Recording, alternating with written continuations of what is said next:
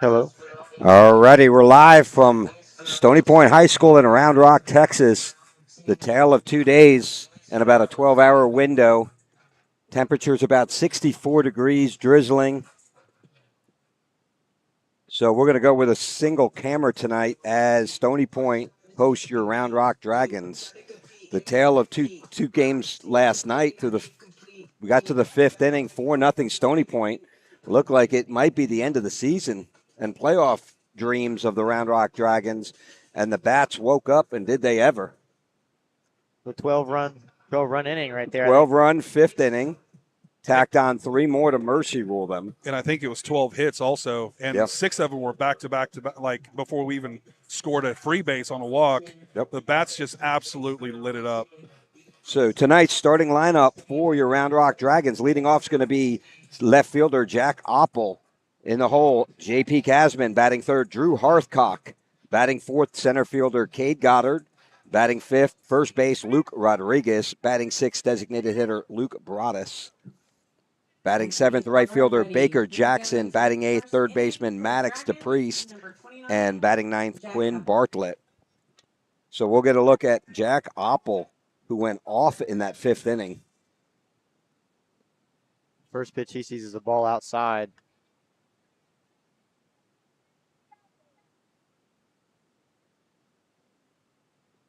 So Remy Perrott on the mound for Big. Round Rock. Big swing and a miss on the changeup on the outside part of the plate for strike one. And through 4 innings, the catcher, Brady Davis, tonight at catcher, was lights out on the bump for the Stony Point Tigers. Curveball, a big swing and a miss. You got to sit on that just a little bit more, try to push that up the middle. Yeah, Brady Davis was absolute nails through 4 innings, almost like who's that? That one's kind of That was just flared out in the left field over the shortstop head, and Oppel's going to lead the game off with a base hit. Takes one. Now batting number 12, J.P. Casman. So that'll bring up second baseman J.P. Casman. So to finish my thought on Brady, just absolutely placing the ball, not overwhelming with velocity, but great placement, kept us off speed, threw his curveball for a strike consistently through 2 innings. I think he had like 16 pitches or something. It was incredible. Yeah. He reminded me of Zach Greinke. Yep. Kind of. That ball way behind Casman, and that will be back to the fence. Oppel will advance the bag. You know, you kind of look a little deceitfully at him, and you're like, oh, we're going to crush him. And next thing you know, he's lights out. He's Holding you lights to out. 1 or 2 hits. I think they had 3 hits into the fifth. Yeah. So you got to think, Brady. I mean, most of the games he started, they've lost 3-2. Yeah. So it hasn't been him. I think he's gone 5 or 6 scoreless, and then relief team just can't get it done. Well, he changes up his speed, changes levels really well, throws his curveball for a strike, and just was ahead of us for the first 3 or 4 innings on every count. There's the 1-0 pitch to Casman. Squares the bunt. Ooh, fouls that one. That one, I don't know what the call is there. it hit him, but he didn't pull back. It's going to be a strike.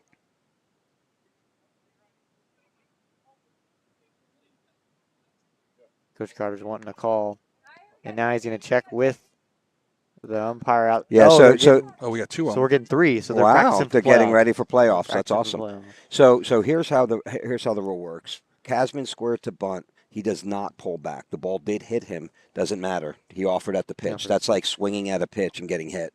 So pitch is going to be a strike. It'll be a 1-1 count. So he'd never pulled back his No, I bat. didn't. No. We would just like to see a quicker call than just sitting there, standing Yep. there, twiddling our thumbs. Well, Oppel with the great leadoff flare, you would say. The flare. That's a flare. That definitely was a flare. Now at second base, no outs here. Squares the bunt. Lays down a beautiful bunt down the third base side. That Throw one gets sailed. away. 1 run will come in as Oppel scores. Casman cruises into second base. The Dragons get on top early here with 1-0. This is going to play for both teams, though. The ball rolls slowly through that wet grass. Pitcher picks it up, loses his handle, throws it over first base. This is going to be a recurring theme here. So officially it won't count as an at-bat as it's a sacrifice bunt. Move the runner. Error then on an the throw. error reaches on the error. And that'll bring up shortstop Drew Hearthcock.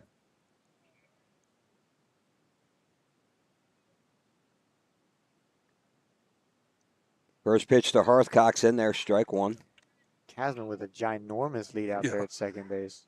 Hey, did you see that? Did I send you guys that video where they have the baseball announcers that announced an inning like it was the Masters? No. It was That's Drew the- Hearthcock looking to drive this one straight up the fairway. Check swing. They're gonna, umpire says he didn't, but there's no one checked to on that side. Umpire can say he didn't go. It'll be 1-1. So 1-1. The patrons here Yes. as they watch Drew Hearthcock tee He off. round second base on his way to third. I kind of feel that way because we're sitting right behind the umpire. And anytime they miss a putt, it's always like disaster. Yes. Oh, and that one lips out. And now he would putt for par. And on to Amen Corner. Unless it's us. That one lips out for triple bogey. And This is going to be a 5-putt. that'll put him at 12 over here through 12 holes. 12 holes. That'd be a great round. Curveball in there, gets him looking. Hearthcock didn't like the look. Yeah, it's too close to watch. You got to be swinging on that pitch. I mean, we say, so that's the first out of the inning. We say this all the time. Don't put the call in the umpire's hand. You're going to lose that every Go time. aggressive. Luke Rod walked up to the on deck circle without a helmet. Now he realized his mistake. So 1 out, runner on second for Kay Goddard. First pitch inside, misses, ball one. Same pitch Hearthcock just got run up on.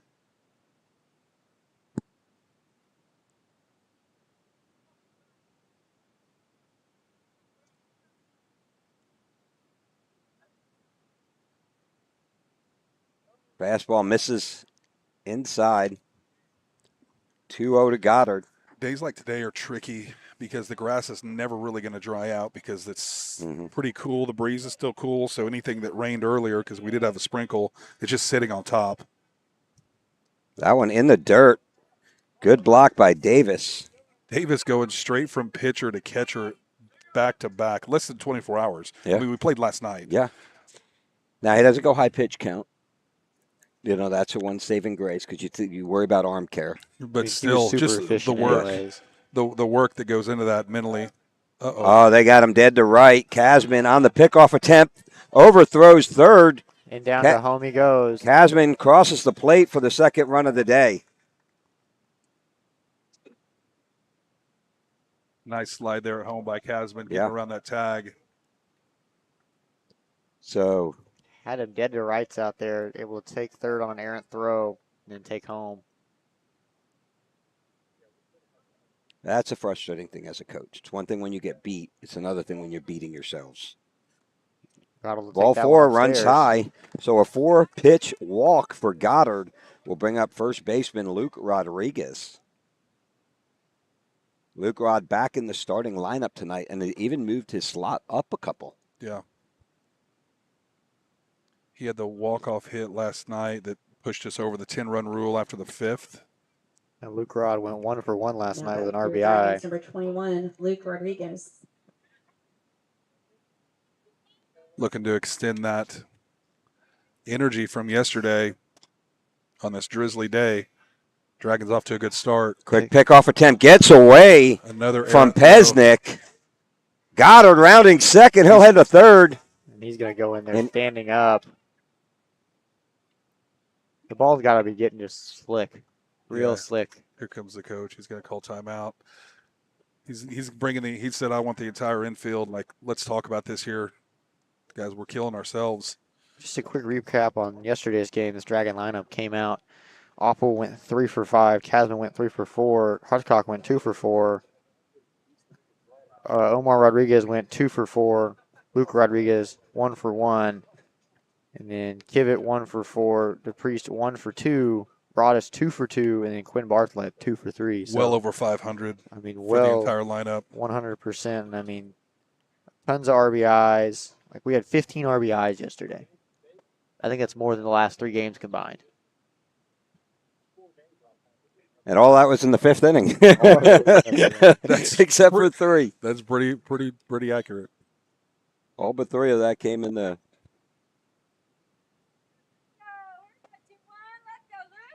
You know, my father, a longtime softball coach, high school varsity softball coach, always said to me, They don't remember how you start. It's how you finish that they'll Absolutely. remember you. Well, the Stony Point coach is thinking, okay, they've had one hit, but they've got 2 runs now. First pitch low to Rodriguez. And really drawn by errors, throwing errors, pickoff errors, throwing the ball around the infield. That's the 3rd errant throw for Stony Point this inning. That one low, 2-0. Infield playing in Really with a in. speedy Goddard on third. We'll have to bring on a little bit later Hudson DePriest in attendance. I'm still mad at you when you were 9 that you didn't, or 8 that you didn't throw that tryout like I told you to.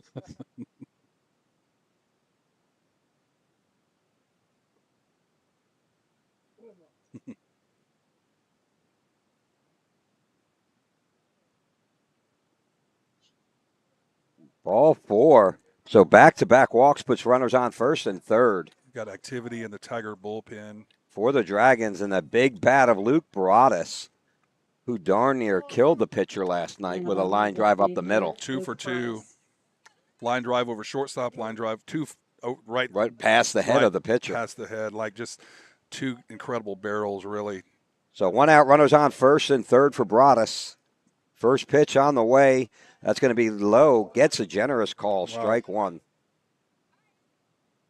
Can't say I agree with that one. No.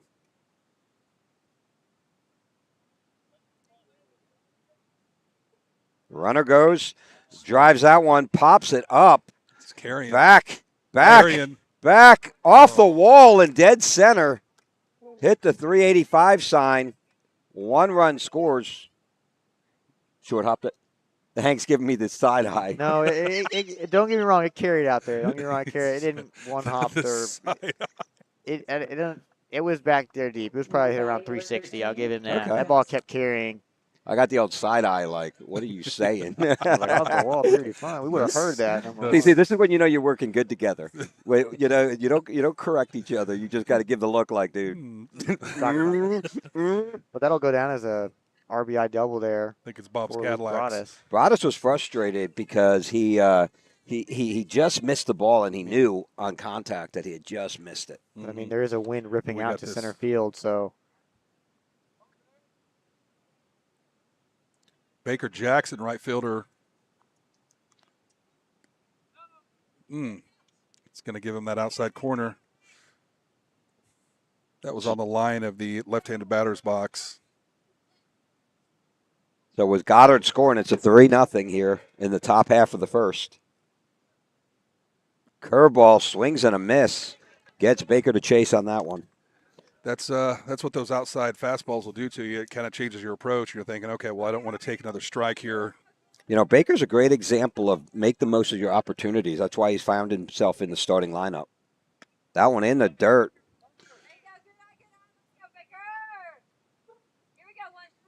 This definitely plays into the pitching, plays into the advantage of the Round Rock Dragons, the depth they have at pitching, both senior and junior class. So runners on second and third. Here's the 1-2 pitch to Jackson. Low ball, Good take. 3. Good take. Ball 2. Ball 2-2. 2-2. That first one looked like a ball. I'm still sleeping from the drive home yesterday.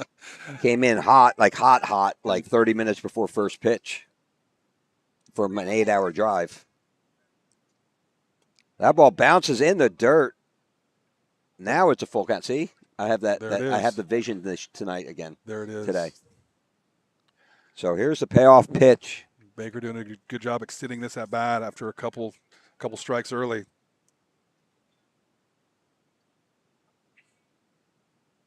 Fouls that one back to stay alive.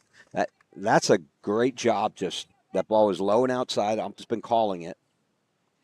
Well, I'm also noticing because of the moisture we've had, it doesn't look like Stony Point's been able to mow. I bet the outfield is just as long as this here, and this is pretty shaggy for baseball standards anyway. Not for my front yard, but for baseball standards. Not my front yard. this would be the rough at Augusta National. Yeah. He's ball hit it trickles. it's in the high grass. That ball Well, trickles see, they don't call it into the rough. What do they call it? They have to say something else. Not the rough. They can't call it the I rough. play every second shot from the rough. That's High ball 4 will load the bases.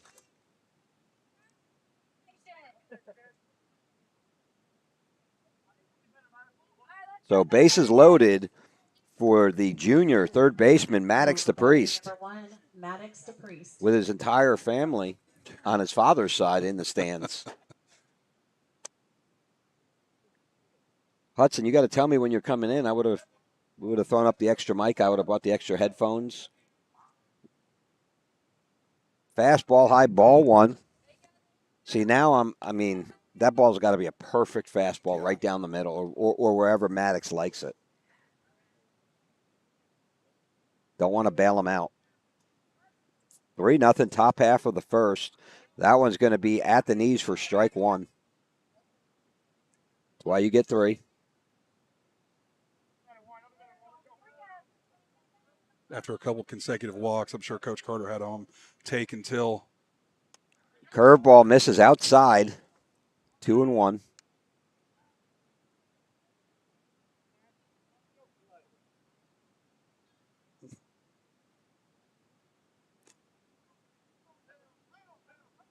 So 2-1 pitch on the way. Curveball misses outside. 3-1. Leveraging a good count here. 3-1. Walk is an RBI. Pops it up. Oh, Pesnick is going to carry back into the field. Called by the second baseman. Vasquez makes the catch for the second out of the inning. Not the pitch you want on a 3-1 over your hands. Eyes got pretty big there. Saw that high and fastball. Just couldn't get to it in time. Not the pitch you want to go for. That's ball 4 and a run. Number 3, Quinn Bartlett. That'll be the second out here for the Dragons. Still bases loaded. 2 outs. Up comes the catcher, Quinn Bartlett. Almost back to the top of the order. So Dragons once again batting through their lineup. That one's high, ball 1. If you remember, go back to the 5th inning last night where they put up 12 runs. They went through the batting lineup twice. I don't think I've ever seen that. Yeah, 18 batters in 1 inning, and 11, or probably 10 hits that Just inning. a hair high up with the fastball. 2-0.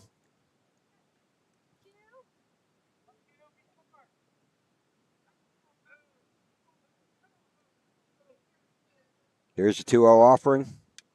Fouls that one back.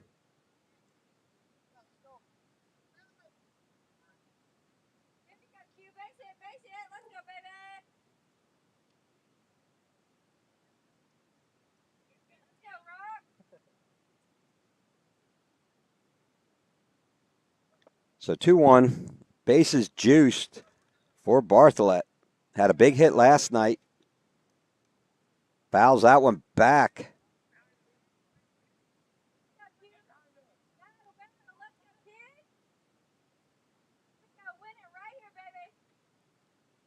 Deuce is on the board.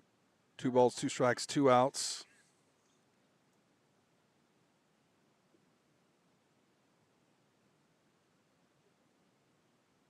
Swing and a miss. So that'll be a strikeout. All the bases were occupied. Dragons win this one at the top of the first, 3-0 off 2 hits, leaving 3 stranded. And it'll be the 1-2-3 batters for the bottom half of the first inning when we come back. Bryce Bryant, Alex Freeman, and Angela Rios. From delivery day to every stage of womanhood, Dr. Marco Uribe is here for it all. Born in Laredo, trained at Yale, and trusted in Austin for over 20 years. Whether it's hormone therapy, surgery, or compassionate care, Dr. Uribe delivers more than medicine. He delivers confidence.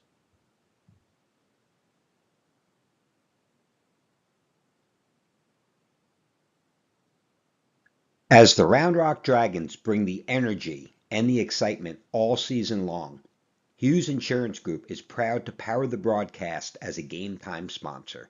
For over 30 years, Hughes Insurance Group has protected Central Texas families with auto, home, renters, RV, and life insurance.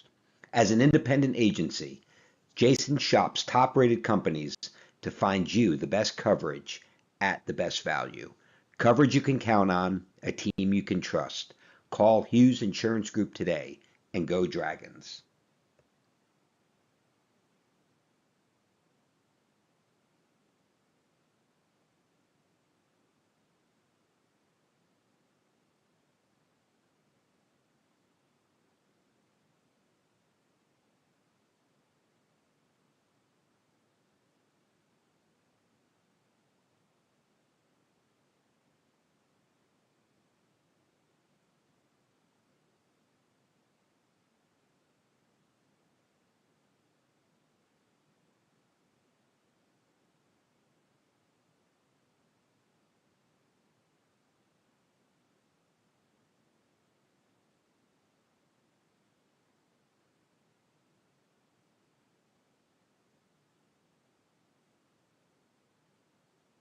All righty, we're back. Game Time Broadcasting on the call, and we're going to extend this broadcast a little bit here.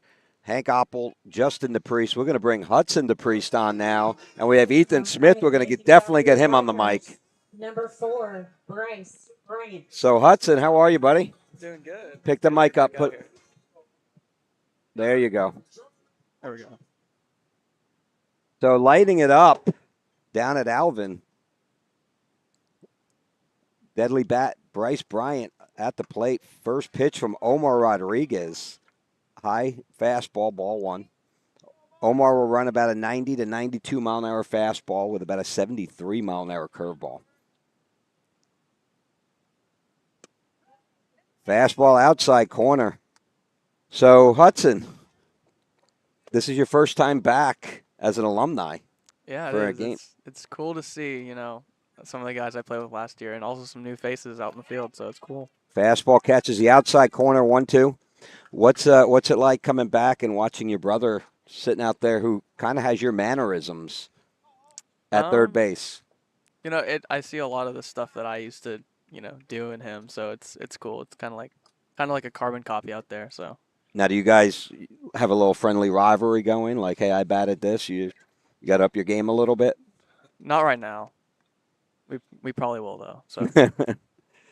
So you had an interesting journey, right? So originally you were leaning towards a D3, right? You had really a lights out senior year, and then you decided, hey, JUCO's the better route for me. What was your recruiting experience like?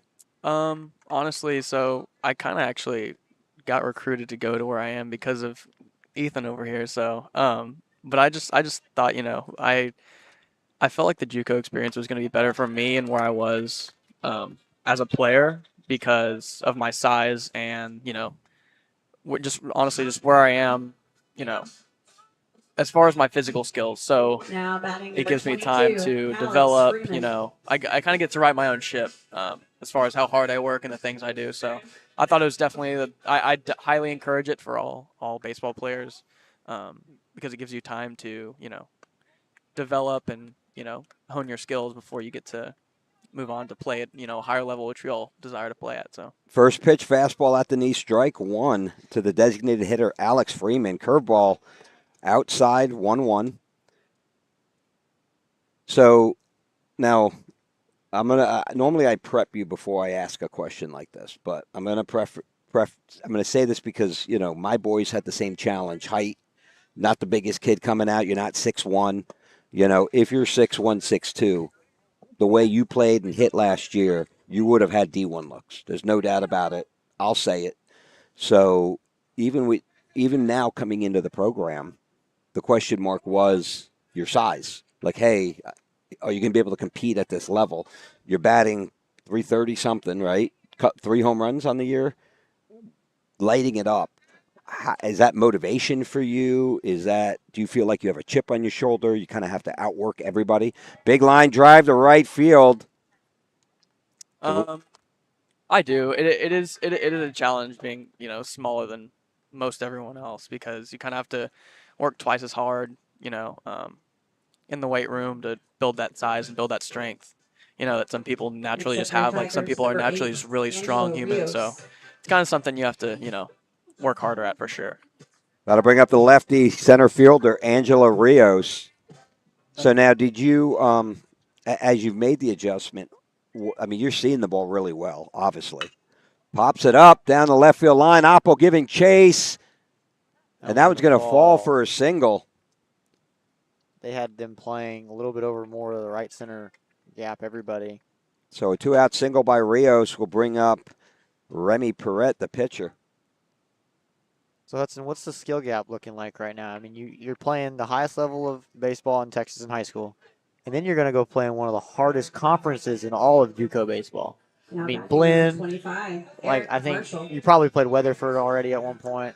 No, you're playing San Jack. You're playing these teams that make runs every year. Yeah, and are putting out MLB draft prospects. What's that kind of like? It's a different world, honestly. Like you don't. Normally in high school, what you see is normal high school pitchers make at least one mistake per at bat, whether it's a fastball left over the middle or a whatever it may be. But these guys that we faced this weekend, we faced a good amount of SEC pitchers, and so it's tough. These guys don't miss a whole lot of spots, and it really is a different world. So guys throw harder, spot better. It's crazy. I mean, I'm sure you've seen some guys almost get up to the triple digits so far, getting pretty close. I know Blynn's got a guy going to LSU. He's 98. Yep. Yeah, it's a different world. It honestly is crazy compared to being out here, but it's I mean, what's it like? What's it like fielding too? I mean, you're definitely getting balls hit a lot harder to you at oh shortstop. yeah, no, it's you kind of have to make sure you stay down. We don't have the greatest fields play on, but we take a lot of ground ball reps. A lot of our coaches are out there hitting rockets at us, so we prepare a lot for things like that. So Hard ground ball. That's going to be just a hair foul over the glove of first baseman Luke Rodriguez. So what's it like a day in your life? Well, we normally have practice around 1 o'clock after school gets out. So normally, sometimes like to get up, go to the gym in the morning, make good breakfast. It's all about I need to eat well and things like that to make sure my body's staying well rested. So then we go to practice, and then after that, just go home, eat, maybe watch a little Round Rock Dragons varsity baseball game, and then play some MLB The Show. So 3-1 count to Remy Perret. How do you you're not under the roof of your parents anymore, Mhm. so you've got to balance. I mean, obviously baseball. That's going to be a walk for Perret. That'll bring up first baseman Chase Pesnick. How did you manage your time? Like you still got to get your schoolwork done. You got to hit the weight room. You got to get extra reps in the batting cage.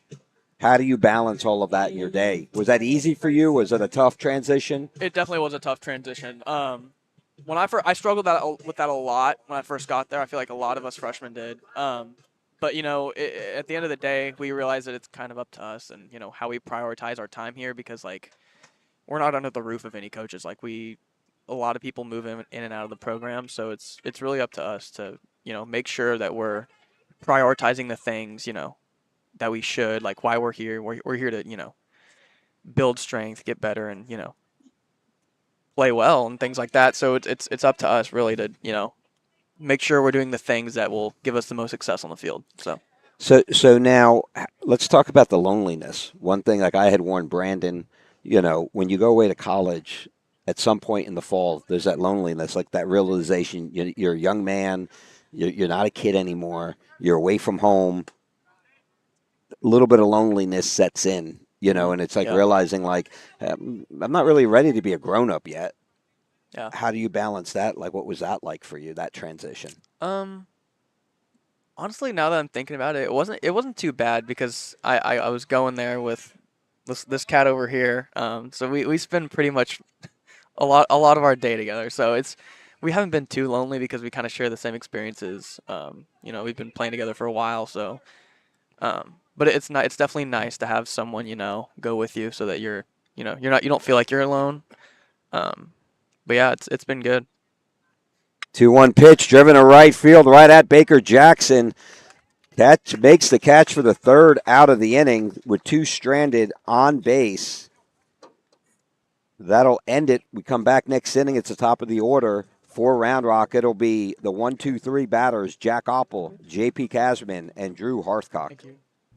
Moving soon? Let Ostex Moving take the stress off your shoulders. Owned by a proud Round Rock Dragons alum, Ostex is your go-to team for fast, reliable, residential and commercial moves across Texas. From packing to unpacking, we handle it all, with expert care and same-day service available. Call Ostex Moving for a free quote today, and go Dragons. This Dragons broadcast is brought to you by River Rock Landscaping, where your yard becomes your favorite place to be. From custom designs to turf, irrigation, and outdoor living spaces, they turn ordinary into oasis. Locally owned, proudly Round Rock. Call River Rock Landscaping or visit rrlltx.com to start your dream yard today.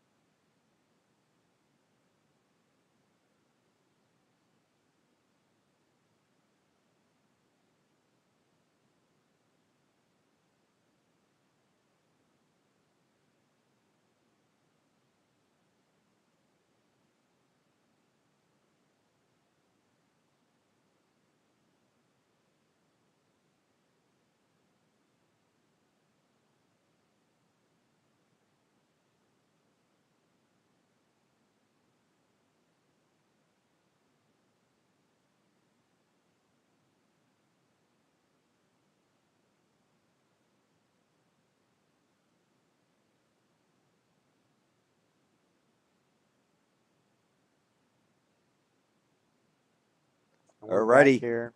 Back to the top of the lineup with Jack Opple. Opple had led the game off with a single, would come around to score the first run of the night. And this 3-0 here as we go to the top of the second inning. Personnel change. Big rip up the middle. Another base hit for Opple. 2 hits on the night. Personnel change first. Stoney Point now on the bump. Eric Marshall, number 25. JP Kasdan. That'll bring up second baseman J.P. Kasman. So Hudson, what do you do out there for your free time in Alvin? Because I know Alvin's such a bustling city full of wonders and amazements. Yes, it's awesome. Honestly, when we're not, we spend 99% of our day at the field or in the cages. So if it's not there, it's either at home, recovering, or it's in the gym. Honestly, like there's not a whole lot of days off out there, especially when we're practicing every day, and it's kind of our whole day is pretty much centered around practice. So. But in the fall, like you got fall ball obviously in JUCO, but it's not as straining as the season is. You got less games and stuff. What's that like? Curveball hard hit into the 6-hole. Back-to-back hits for the Dragons. We'll put Opple on second, Kasman on first. Honestly, Now batting for the Dragons, in the number fall, 8, during the weekend I tried to come home as much as I could because I love being around here. I love Round Rock. I think it's an amazing place. So yeah, when I wasn't playing or we didn't have fall games, I was mostly here. I like to be back here. So Is that being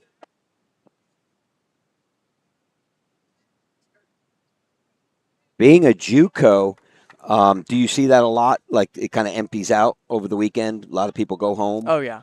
A lot of people like to be home during the weekend because we don't really there's no schedule, at least for us during the weekend in the fall. So a lot of us like to come home and see family and stuff like that. So now batting shortstop Drew Harthcock.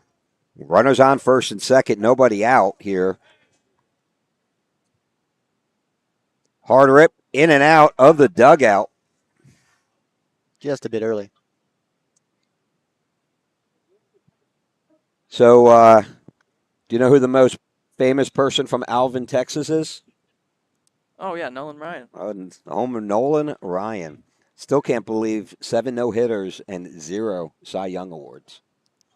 Yeah, It's almost like we shouldn't let writers vote on a sport. Curveball hangs high. 1-1 to Harthcock. Like Manny Ramirez, he's not getting in the Hall of Fame. This is his last ballot, and he didn't make it. Yeah. Manny Ramirez, a career 300 hitter. I played has against him in 500 high school. bombs. Like, he's not getting in the Hall of Furthest Fame. home run I've ever seen. Put it over the trees, and in New York, the trees are a lot higher. Drops a beautiful bunt down the third base line, and he's going to beat it out for an infield single. Almost thrown away. Second baseman covering the bag, able to get off. So with a bunt single, loads the bases for the Dragons with 3 consecutive hits to lead off the second inning. Bases are loaded for the deadly Cade Goddard. 3 home runs, 2 of them are grand slams on the season. You do have a wind blowing out from home plate. You know what? Grand slam. He's calling it. He's going. Swung on and fouled hard down the third baseline. That one's going to ricochet back onto the field. Give a shout out to Tammy and Elvis Goddard. I don't see him in the stands, which means either he's golfing or, and I think that's Monday, Wednesday, and Friday are golf tee times for him, with an occasional Tuesday, Thursday sprinkled in. Big swing and a miss. 0-2. Man, to play golf 3 times a week. Work hard, raise a family, and make good decisions. I'll be working till lunchtime the day of my funeral. Curveball outside, 1 ball, 2 strikes. Hey, Bobby, you got that presentation? I got Gamma. Great AI tool. In the dirt, 2-2 to Goddard. Hudson, are there any like instrumental changes that like the way junior college they like to play baseball? Is there anything different or like because high school baseball there's some different ways of thinking. I don't know whatever it may be, but like I know JUCO, you're some of those guys like some of those coaches have coached at the highest level before, and so they're just coming down. This might just be fun for them. It's like do they play the game any differently, or is there a different way of thinking? Well, our third base coach actually is a scout for the Cincinnati Reds, so he's an incredible baseball mind. He knows a lot about very small details that not a lot of people think about. So he's a very technical guy. But junior college, they're very serious. I think honestly, all NCAA schools are very serious about like bats. They have specific ways that they test bats nowadays. That if it doesn't I don't even know how it works, but they have to test them super thoroughly or whatever. It's crazy, but they're very serious about They the got to bats. compression test them and all that fun stuff. yep. Yeah. So Goddard draws a walk. I still think Goddard's going to hit a homer tonight. Next up, we have number 21, Luke Rodriguez. Still no outs here. Bases loaded. The 4th run crosses as Oppel crosses the plate on that walk. Bases are juiced now for first baseman Luke Rodriguez. That's pretty interesting though. One of your coaches is a Red Scout. Mm-hmm. Yeah, it's pretty cool. He thinks about things that nobody else thinks about, and it's super cool to see the impact he has on us. From a guy who has seen tons and tons of baseball. And everyone you're playing with or playing, you go to a JUCO so you can continue playing on, right? Yeah. So you're competing and practicing with people every day that very well may be at LSU next year, at Texas, at A&M. Yep. No, for sure.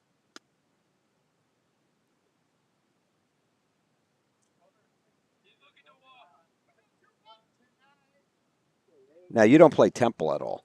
No, they're not. We've played them a couple times, but they're not in our conference. Who's the toughest team to play in conference? Definitely Blinn. Now, when you played against San Jacinto, you played against former teammate, had a pretty horrific collision with Chris Alsobrooks at first base.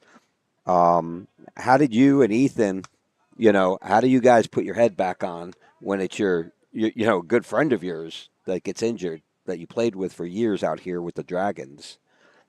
That was a pretty horrific injury. How do you kind of reset your mind and continue playing in that game? Swing that one up and in. Strike 3. It was actually really crazy how it all happened because it was kind of the last inning, and once that happened, we kind of lost all of our momentum. We were number 23. our team. We were playing really well against a really really good team.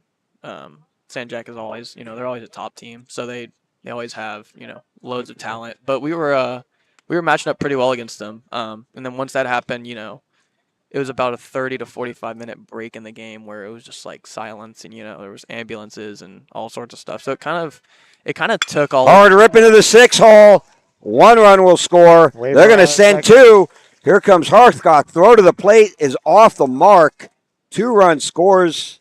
So a 2 RBI single advances to second on the throw, puts Broadus on second, Goddard on third for right fielder Baker Jackson.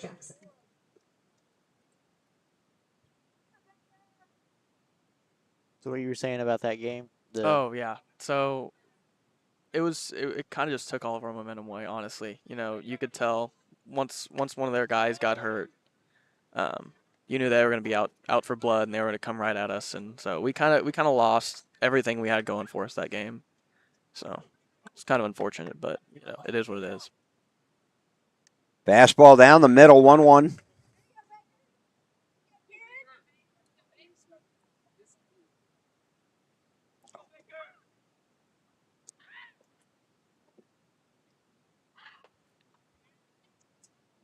That's a play at the plate.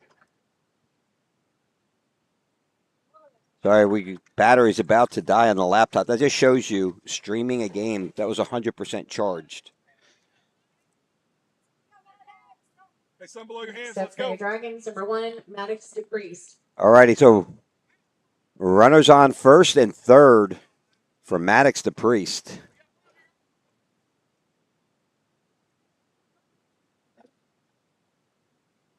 Dragons now have 2 outs. Runners at first and third. Pickoff attempt at first base. 6-0 ball game here in the top half of the second inning. For third baseman Maddox to Priest. Fastball runs high, ball 1.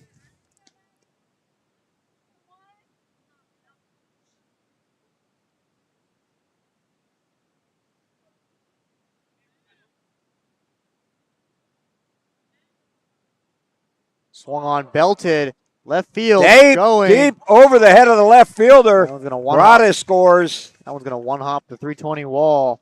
Jackson cruises in there to third, and Maddox to Priest with a stand-up RBI double. Makes it a 7-0 ball game. And he got his pitch and got almost all of it. And that'll bring up catcher number 3, Quinn Bartholet. So for the second inning in a row, the Dragons have batted through the lineup. 2 outs, runners on second and third.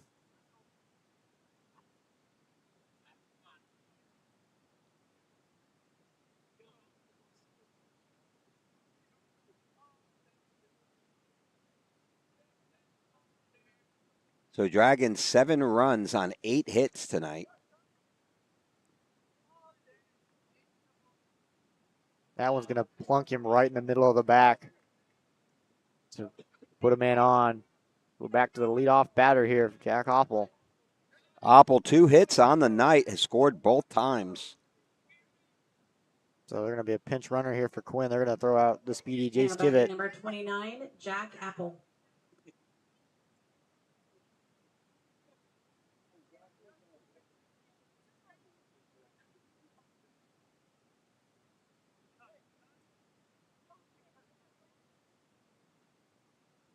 First pitch to Oppel, inside corner, strike 1.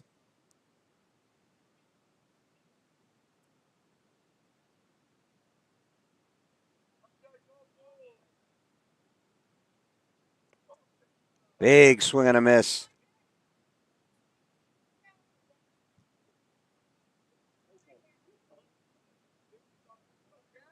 Very different feel from last night's game. Swung on. Dribbler rolled over it. Pesnick fields it at first, steps on first for the third out of the inning. We go to the bottom half of the second inning. Dragons 7, Stony Point 0. Airco Mechanical is a proud sponsor of Rock Hardball. Airco's expert team specializes in HVAC, electrical, and plumbing solutions. Contact Airco at 512-518-4663 or visit aircomechanical.com. DGIA is a proud Rock Hardball sponsor. Daniel Gutchevsky Insurance Agency proudly serves the state of Texas with insurance options that help you protect your financial future. Our insurance policies ensure your financial security by protecting you against loss from natural hazards, manufactured hazards, common perils, theft, and other situations. Call today at 737-332-3442 or email dan@dgia.net. JM Electronic Engineering, Inc. is a proud sponsor of Rock Hardball.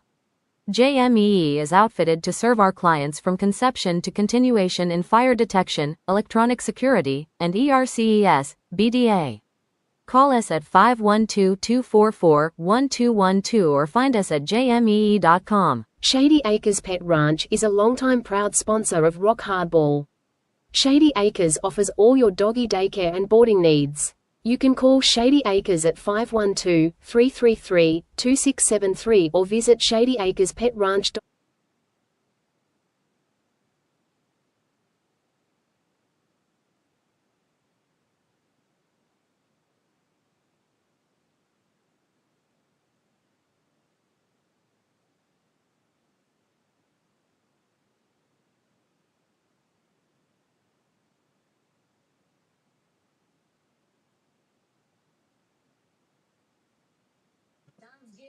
All righty, we're back.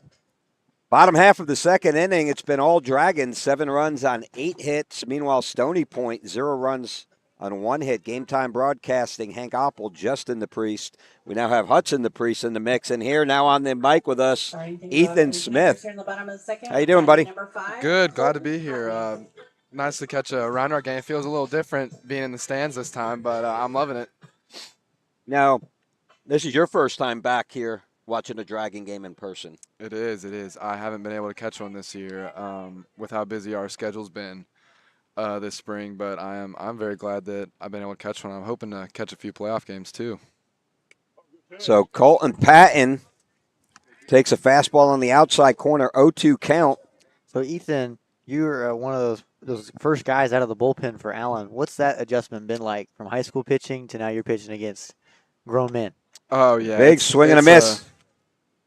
It's a huge adjustment. I mean, being first out of the pen with how short the leashes are in college, you could be up there and you're in the bullpen, and then 2 batters later you're in the game, and so it's a big adjustment to make. There's been a lot of games where you'll warm up for 3-4 innings in the bullpen because the starter will get in some trouble and he'll get out of it, but it's a huge adjustment with that and the quality of hitters. I mean, you don't see a lot of the hitters like you do against in high school, like the Blinn and the Sanjak hitters, and those guys can really, really hurt you in a lot of ways. Elias Vasquez at the plate. So now you had catches the outside corner, 1-1. So you had a cannon in high school. What's your velocity at now? I was hurt for a little bit to start this year, but I've been able to climb back into the 90-91 range as of late. Got a few 91s a couple outings ago against Wharton. Funny enough, the hardest pitch I threw that game got turned around into the right field, over the right field fence for a solo shot. But that just goes to show you the quality of the hitters we have at the JUCO level, even on every single team in our conference. So 1 out here, 2-2. Swing and a miss. Second strikeout of the inning for Rodriguez. Yeah, we had during our Rock Hardball on deck, we had Travis Schlitting, who class of 03, never made varsity until his junior year. A year and 4 months later gets drafted by at that time they were the Devil Rays. Catches the outside corner. Coach Carter was the assistant at the time, flipped him to shortstop his senior year, got drafted, moved back to third for the Rays, ended up in the Independent League after several years. Fastball outside corner, gets the call, 0-2 to left fielder Xavier Castillo. Anyway, he finally makes it to the Dodgers. Curveball, hard rip right at the Priest. Great field. Catches the line drive for the 3rd out of the inning. And we go to the 3rd inning, 7-0 Dragons. So anyway, he tells the story. He finally makes it to the pros. He gets called up.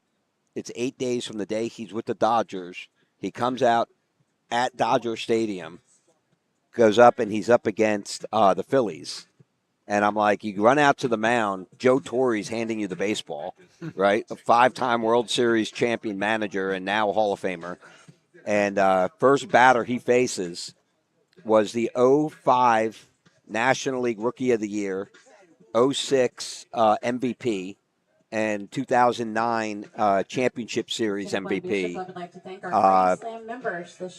Ryan Howard. Yeah. And he had his best pitch was a sinker. They called him a sinker. Was the first pitch to him, first pitch on the pros.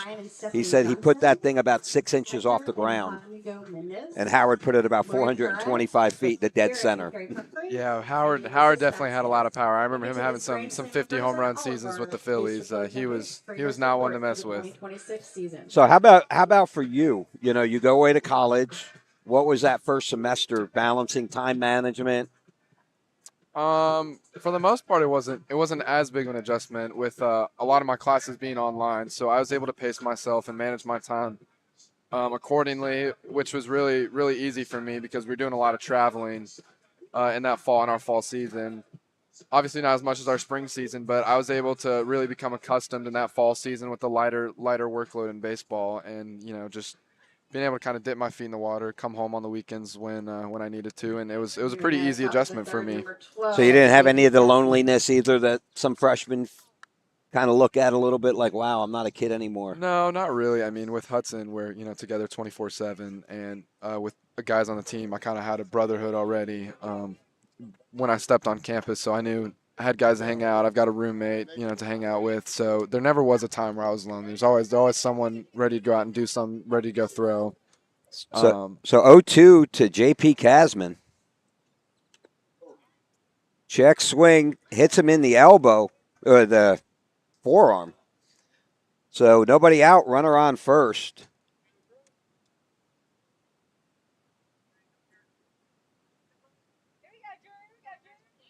I might have appealed that to see if he had kind of, in protecting himself, the bat crossed.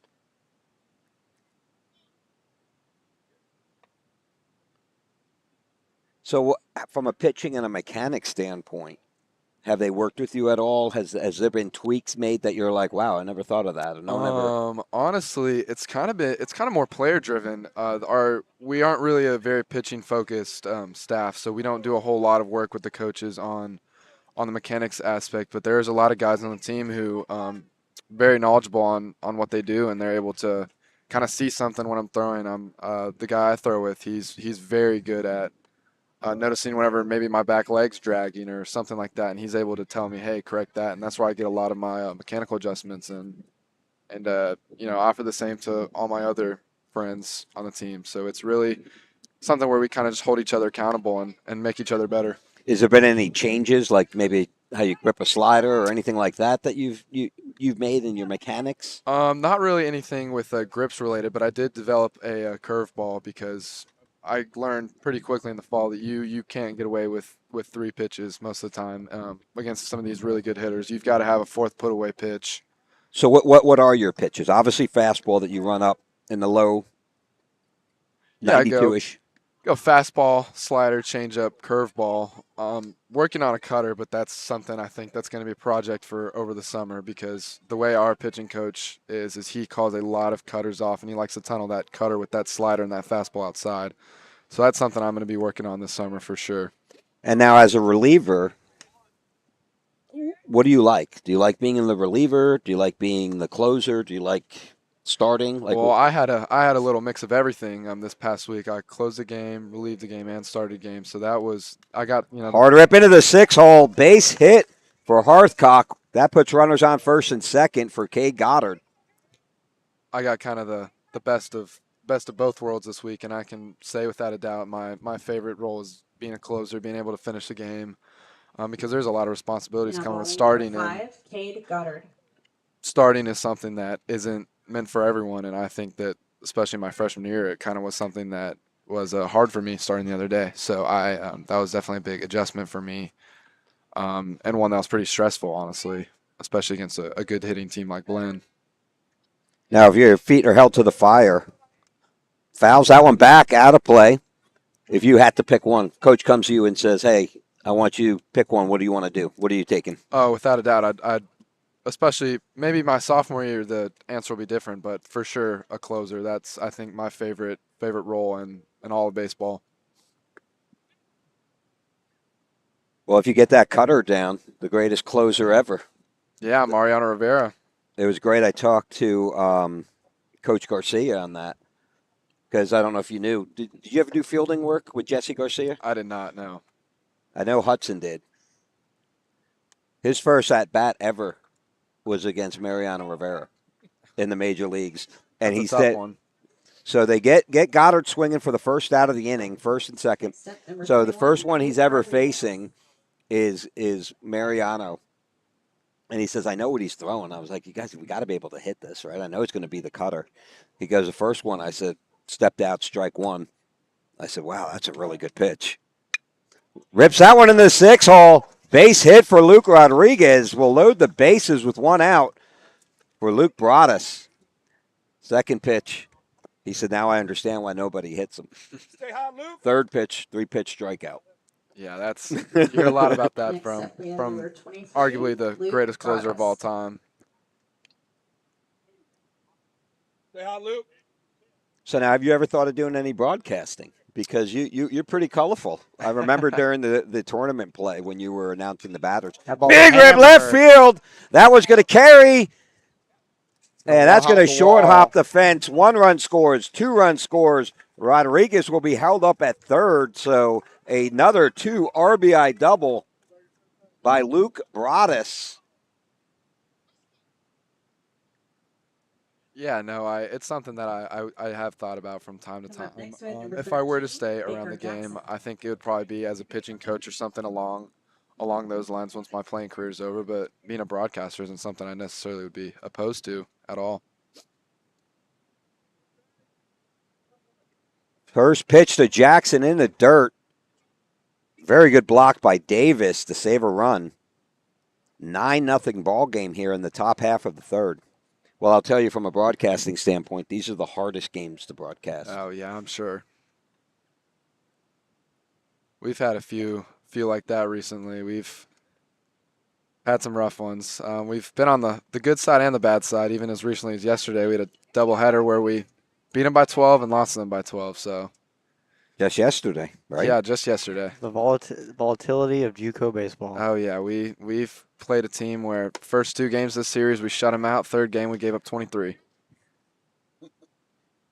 Some of those JUCO squads, man, it looks like some of those teams could go up and play in a Division One Yeah. round robin tournament and compete. I mean, playing Blinn this weekend, that was a Division One team. We saw 8 different SEC commit pitchers. I mean, that was a Power 4 pitching rotation. How many? We saw 8 different. I think D1 committed pitchers. You Wow. know, you know where they're going? I think we saw 1 BYU commit, 5 A&M commits, 1 LSU commit, Stanford commit, and Blow your hands. Let's go. I don't remember the last one, but probably somewhere pretty good. Now batting So the number lineup 1, had a fun time Alex with that, as I'm DeVries. guessing. Yeah, actually, we faced the first A&M commit, the number 3 pitcher in the country yesterday, and we put up an 11 spot on him. So that was pretty awesome. And then they threw in some thumber afterwards who didn't do too good, and we put up about 15. Turns on that one, foul, way back by the snack bar. So is it more of a velocity thing, or what are these guys really getting recruited for? It's a mix of everything. Some of the guys do have some fleeting command, but the separation is always the off speed. It's always going to be those guys can land their off speed in any count, anytime they want, and it's sharp. And I know Hudson can attest to it. The amount of backdoor sliders we saw from some of the lefties this weekend was unbelievable, and it drives that one up the middle. Center fielder makes the catch. Tag up at home throw is way off the mark from Reyes as Luke Rodriguez crosses the plate to make this 10-0 ball game. And that'll bring up the 9-hole batter, Quinn Bartlett. Yeah, but we see a lot of it's a lot of the 90-93 guys that are going to these large schools, but the separator is always the off speed. And I know Ekdahl, the righty for Blaine, who's committed to A&M, his separator is his cutter slider mix, and that's what separates him from everyone else in this conference. We got to get a couple more headsets. So I'd love to ask Hudson the next question, what it was like hitting off of them. Yeah. So what's the hardest guy y'all got in y'all staff right now? Like, who's going in there and throwing some ched? Well, or y'all? Funny you asked that. We have a guy he can get up to 90, 97, 98 in a bullpen, and he steps on that mound and he can't find it.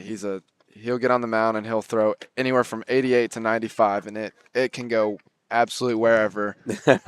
But as far as someone who actually gets consistent innings, we've got a closer who's 94, 95 with some wipeout stuff. Now, anyone on the roster going to D1 next year? We have quite a few. We've got UTSA, a Sam Houston, a couple guys who are going to end up somewhere pretty big. Hard rip. Hudson not able to field that at third. 1 run scores. 2 runs will score.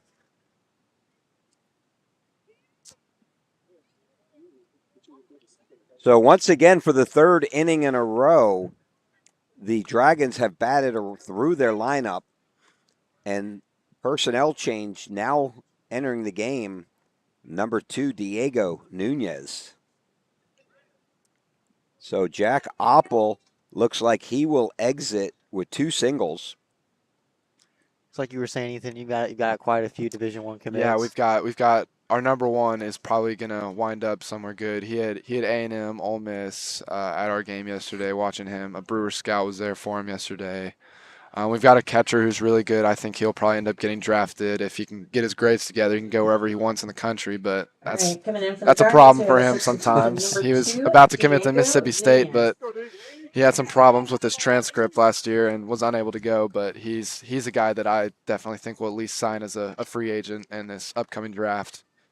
And a bunch of other guys who are committed to some smaller schools, but haven't verbally announced it because they're holding out for better offers. That is such a tough.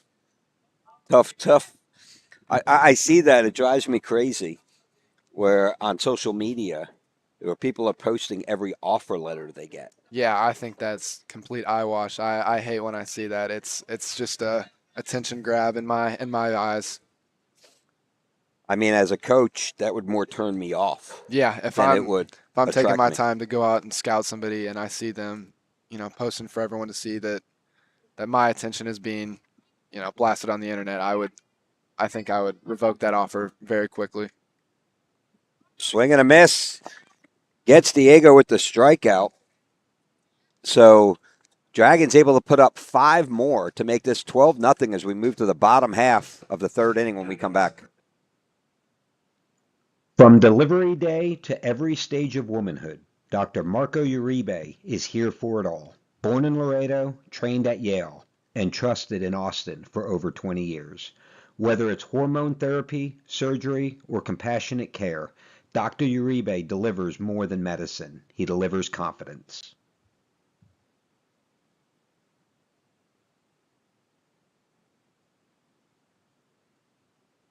As the Round Rock Dragons bring the energy and the excitement all season long, Hughes Insurance Group is proud to power the broadcast as a game time sponsor.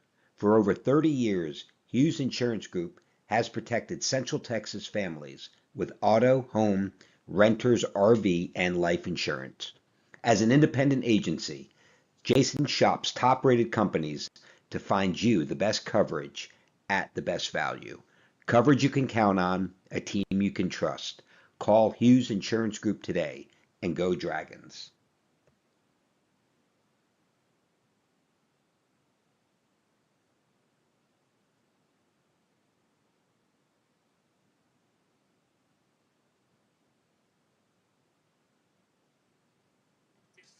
All righty, we're back here, bottom half of the 3rd inning, 12-0 Round Rock. We have a lot of personnel changes for your Round Rock Dragons. Now in at third base, Jesse James Fierro. At shortstop, Juan Bracho. At second base, Bryce Morrison. At first base, Weston Andreka. Still pitching, Omar Rodriguez. Behind the dish, Quinn Bartlett, and left to right in the outfield, Diego Nunez, Cade Goddard, and Baker Jackson. First pitch, low ball 1. So we're gonna have to get, for playoff time, we're gonna have to get a couple of extra headsets so we can get. I mean, because I would love to have asked Hudson what it was like facing those 8 D1 commits. I can tell you what Hudson's gonna say. He's gonna say it wasn't fun.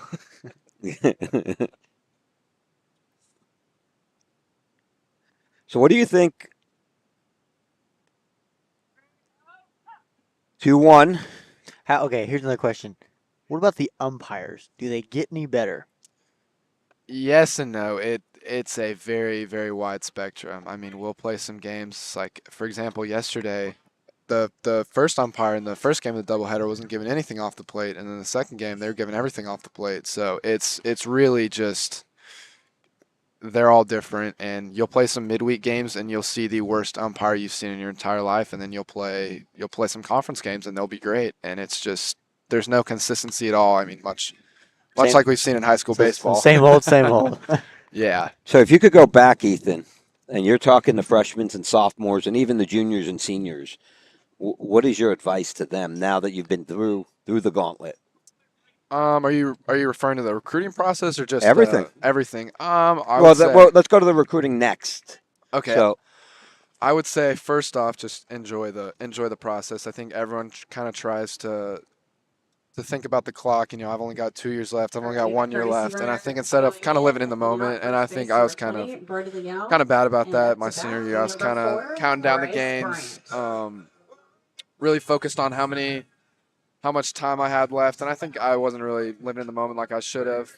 I think paying attention to the weight room is a big thing. I didn't take that as seriously as I did in high school, and I think I showed up to Alvin pretty behind from a weight room point of things. And then I think another thing would just be kind of understanding, your teammates and being able to build that camaraderie, because there's no one like I still talk to all the guys on the team, to this day, and I think that keeping those relationships was probably my favorite part of high school baseball. So Davis draws the walk. Bryce Bryant takes a fastball on the outside corner for a 1-1 count. So now let's talk a little bit about your recruiting process. Was it what you thought, or kind of like when you were a freshman, sophomore, and you dreamed of being recruited? Was it what you thought it was going to be? What was your process like? Yeah, my whole time growing up, I was a D1 or bust guy. Like I knew that from the moment I graduated high school, I wanted to step on a D1 field immediately, and I didn't have a whole lot of offers until spring of my senior year. I think I had about one offer, and it was to a JUCO in Oklahoma. So I think, especially for some of these guys who don't have a whole lot of attention right now, like it can all come at once. I mean, I had one video get posted my senior year where I hit 91, and I had every single coach texting me the following morning, and it was something to where like I was very stressed about not having a place to play next year, and then one lucky person posting that video, and like it was everything from there. And I think talking to a lot of these coaches, it really changed my perspective on D1 or bust, because I really did want to go to even not a good D1 like a A&M Corpus. That's really where I wanted to end up. Oh, they got him. Great pickoff move by Rodriguez. They have him in the rundown. Oh, and they throw the ball away. Okay, the error on that play from a coaching perspective, you want to get the ball to the second base bag and chase it out. You want to make the play at first base. You never want to make the play at the base ahead. Yeah, it's baseball 101 right there. So, how did it come to be Alvin? Like, how did that all come about? Well, I was really, really leaning towards Corpus, and then as I, did a little more digging, I realized that this wasn't a place that was, going to be a good fit for me, especially coming out of high school. And I didn't think it was a place that was going to necessarily make me better immediately, and one that I was going to maybe even play a lot my freshman year. So I really, really decided to hone in on the JUCO route, and that's when I really narrowed my choices down. And Alvin was just the first school that really showed me a lot of love and took me on a visit very early, called me all the time. And I realized that that's probably where I wanted to end up, because I really liked the way that they prioritized relationships among players. And whenever I went on my visit, that was something that was very evident. It just felt like home for me. And I think that picking somewhere that I knew I was going to enjoy rather than a school that was better than another school or something. I think basing off of what felt right was ultimately the best decision that anyone can make on choosing their school. My mom always said that. Visit a school, you'll know right away. Like, and that's what Alvin was for me. And I'm glad that Hudson ended up coming here, because I know he feels the same, and we're both loving it right now. And Alex Freeman takes the first pitch, line drive up the middle. So with 2 walks and a single, Stony Point Tigers now have the bases loaded with nobody out here in the bottom half of the third inning.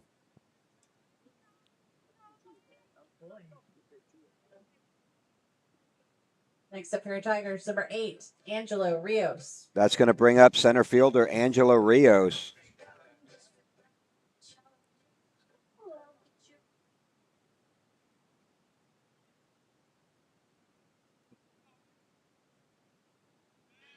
First pitch in there, strike one.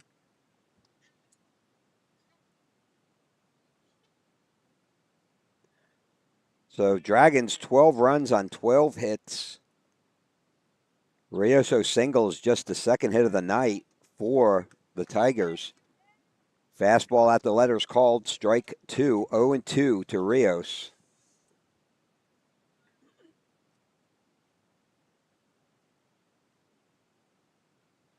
Comes the 0-2 pitch, big swing and a miss. So what's next for you? One more year back? Probably. A lot of the schools that I was talking to in the fall kind of stopped talking to me. Beginning of my spring season, whenever I was hurt to start the year and not pitching at all.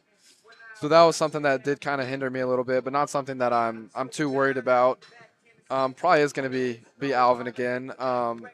Maybe playing somewhere this summer. I know me and Hudson have looked at going to a few places. There's a few good leagues that have reached out, and I think that would be something that would be really good for our baseball journey. A lot of cool places we could go visit, so I'm excited to look into some of that stuff. Yeah, that's an interesting journey. That one's high. Ball one. Yeah, and all these collegiate summer leagues are all located in some of the craziest areas. I know we've got kind of talking to a place up in Canada right now about going to play there this summer, and I think that would just be awesome. Big swing and a miss to Lincoln Pumphrey.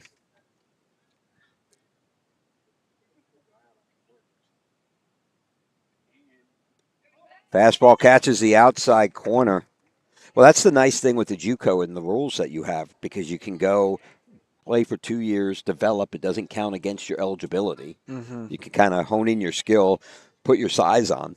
Yeah, I think that's been a big thing for me is definitely you get there and you realize that, I'm up against a lot of 19, 20, 21-year-olds. We've got a 26-year-old on our team. Like there's a big size gap, and that's something that I know for me and Hudson, that was a kind of an eye opener that these guys, this isn't high school anymore. These guys are big. So yeah, we've got multiple guys in this team going to the JUCO route. Luke Broadus just committed to Mountain View Junior College. You got a few more.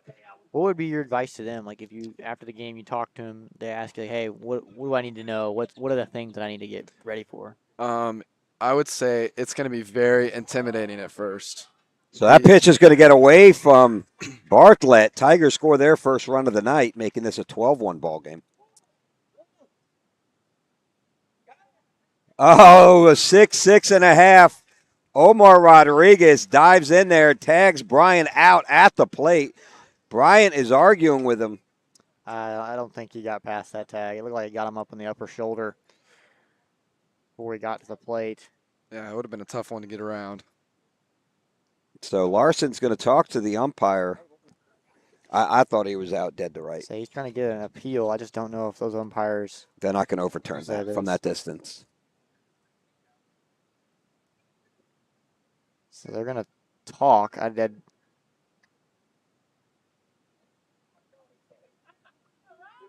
We'll take a quick break and be back in a minute.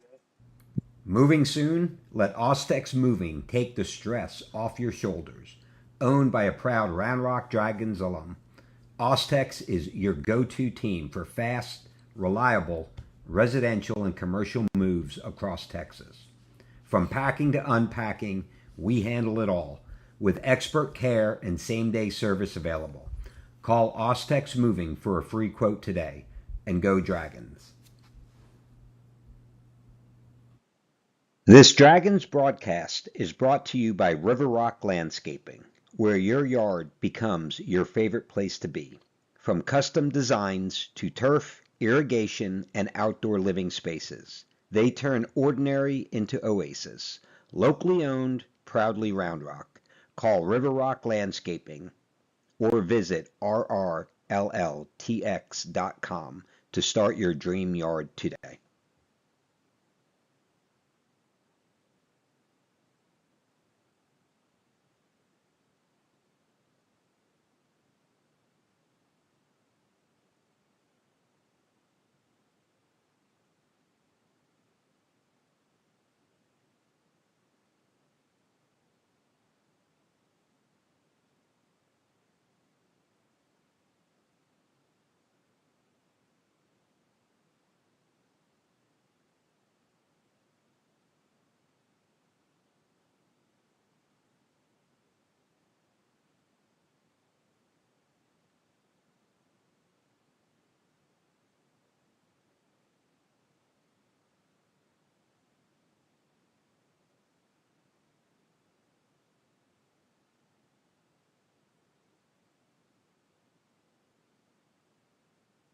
And we're back. Leadoff batter Bryce Morrison in the game.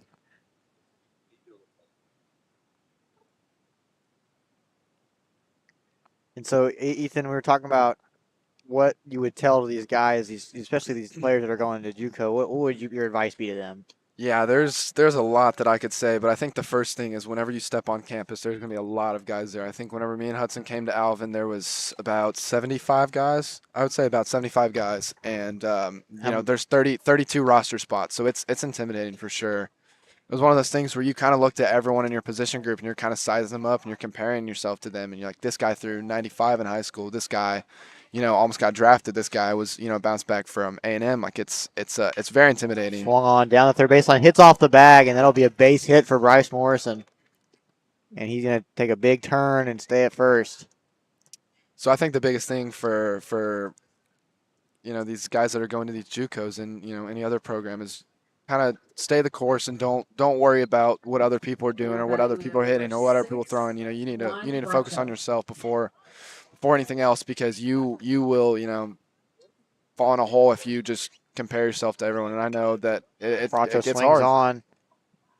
Bryant tries to make the play at second, throws it into the dirt over the first baseman. Bracho's going to stay at first, and Morrison's going to take a big turn at third, go back to third, safe back to third on the throwback.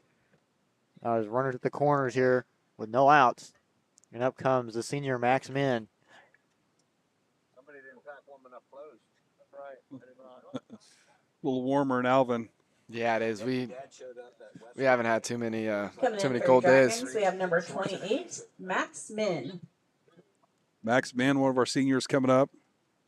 Dragons in a district play certainly get flexing their lineup a little bit, showing some of their depth. Into the dirt, ball one. So Bracho will reach on error. Ball was a little bit wet for Bryce at short. One of the standouts here at Stony Point. Again in the dirt, blocked by Davis. Runs at the corners, no outs. Top of the fourth, Dragons. All Dragons this game, 12-1. Omar's done a great job holding them to 2 hits. Dragons with 13 on this game. That ball runs low, 3-0. Coach Carter giving him the green light if he likes it. I want a Max Min bomb. That's what I want. Ball catcher just the outside corner, 3-1 to Min. It's good to see the Dragons carrying over the momentum from the 5th inning over to the 1st inning of this game. It's really what we've been wanting to see all season. Swung on, belted into that right center gap. That's going to get down. Extra bases for Max Min. Round and second. Coach is sending Bracho. He's calling for third. Stand-up triple for Max Min. Love to see it. 2-run triple for Max Min. No outs. That's going to bring up number 11, Weston Andraka. One of our juniors comes in to play first base. Also a great utility pitcher for the Dragons. Still no outs. Runner at third. So, Ethan, what's the coolest place y'all play? Like, have y'all played in a big league stadium yet, or college fields? Like, Blinn updated their stadium. It looked like. Blinn is gorgeous. All of the schools in our conference have really, really nice stadiums. We're going to be going out to Louisiana on Monday. West taking it down the right field line. That ball's fair. That's going to be at least double, probably a triple. He's motoring. He's bringing it to third. Another stand-up triple back-to-back for the Dragons.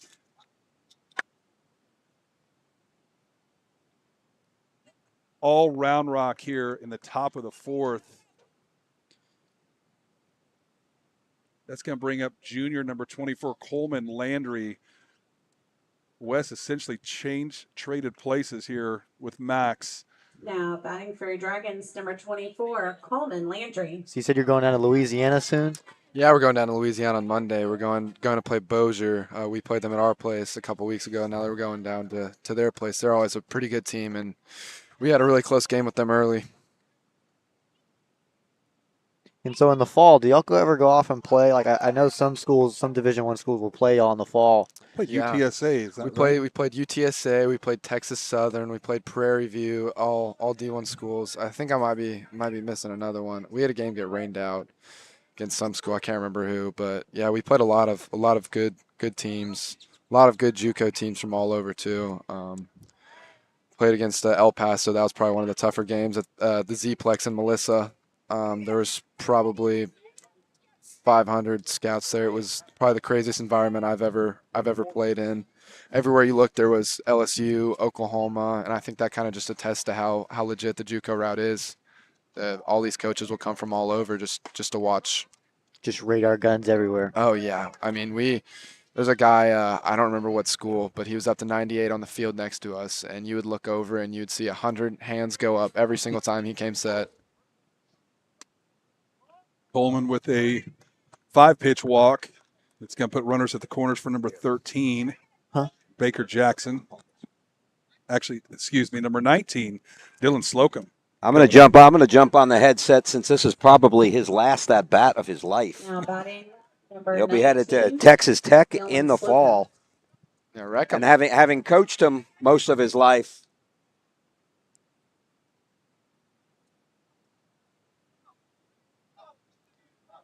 so let's see if he can find that Mainer swing in that first at bat. High ball one. The Mainer swing, of course, that was at Dragon Diamond with a 360 down the line. Would have been out in every other field we've ever played. Would have been his first ever home run, too. That one outside gets past the catcher. Coleman will advance to second. They're going to hold on Draka on third, so 2-0 to Slocum with runners on second and third. Dragon sitting at 15 hits in 4 innings with no outs still in the top of the 4th. 2-0 pitch on the way. Ooh. Takes a fastball outside corner, strike one. He was dreaming about that one. If that was a little bit more middle in, he was about to launch.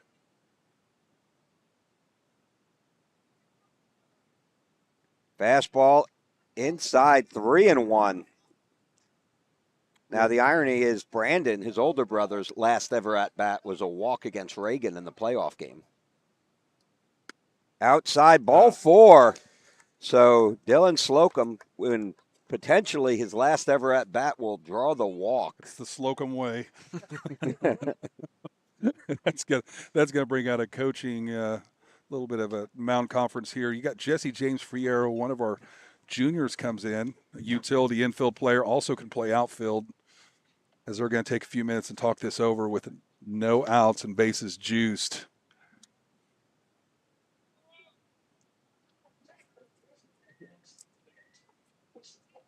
Now, Ethan, you guys played Blinn twice yesterday. It was talking about just a swinging gate. You know, you guys absolutely hammered the ball the first game and then came back and they reversed course and hammered you guys. Yeah. But you came in that first game, I believe, was it the first game and shut them down? It was the first game. I came in and threw 2 perfect in the first game.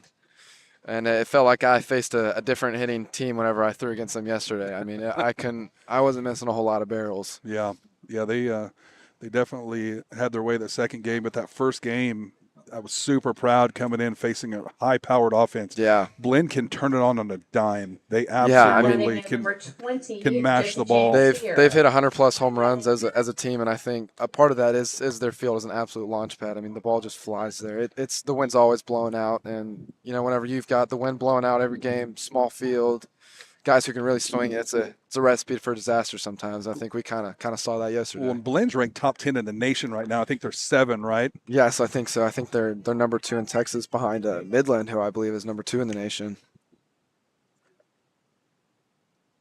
But yeah, they've got it all. They've got the hitting, they've got the pitching. They weren't making a whole lot of mistakes in the field either. They're a good team. 0-2 to Fierro. Ball runs low, 1-2.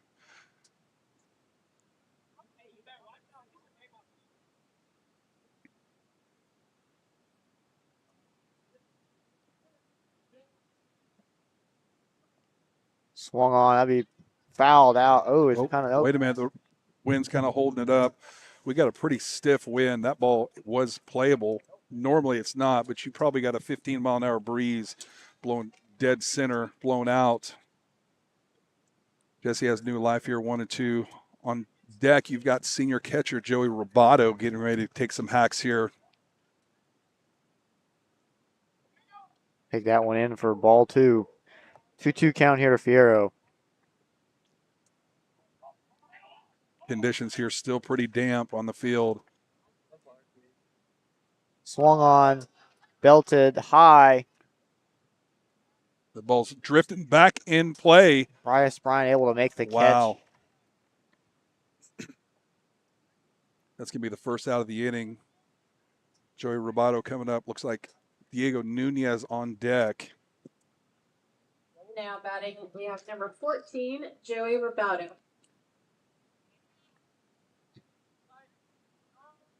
Temperature continues to drop here. Typically not your baseball weather. This feels a little bit more like football, Bob. Yeah, this is wild. The only good thing about football is usually we're up in a, box. we're in a temperature-controlled box. No such thing here. Swung on. Roboto drives one up the middle. That's going to score 1. In comes around Coleman Landry. And 2. There'll be a 2 RBI single for Joey Roboto, taking it to 17-1. 16 hits on the game for the Dragons as they continue to collect runs and hits. Dragons looking for their second in a row. We have number 2, Diego Run Nunez. rule. Currently in a good spot to do that. This is a good series for the Dragons as they go on to face a district powerhouse next week. Is our first game at home or away?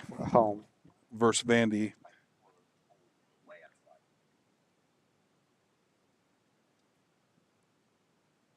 I haven't checked the forecast, though. I know there's rain potential through the weekend. That ball gets away. Runners will hold at first and second with 1 out. Diego leveraging a 2-0 count.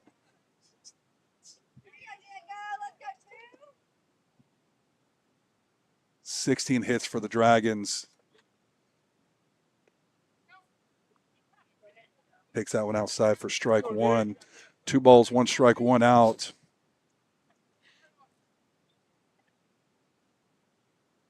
Swung on. Popped up. That's going to be infield fly. And it collects another out for 2 outs. That's going to bring up number 0, Bryce Morrison, who had a double, I believe, that hit the bag. No, single. It was a single. Was it single? It was a single last at bat. I hit it hard, hit the bag, popped up over the third baseman. Bryce Morrison. Dragons have scored in every frame they've played so far. That fastball left over the outside part of the plate for strike 1.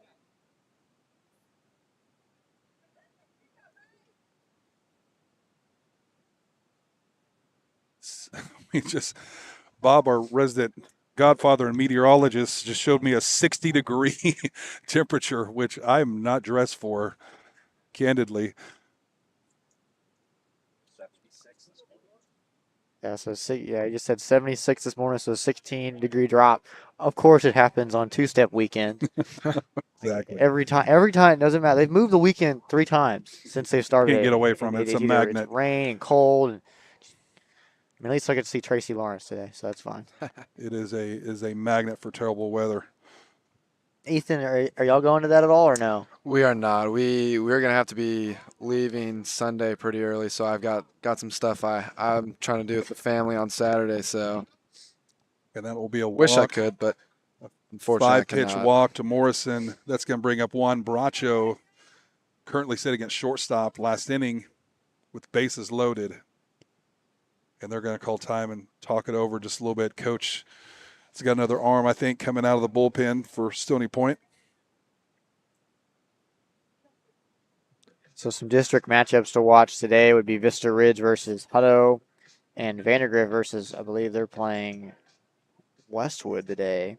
That's right. They took the first game 8-1, but it wasn't Toparaskis on the mound. So see what Westwood does here. See if they can put a dent in Vandy's run here lately. They've been pretty deadly in district.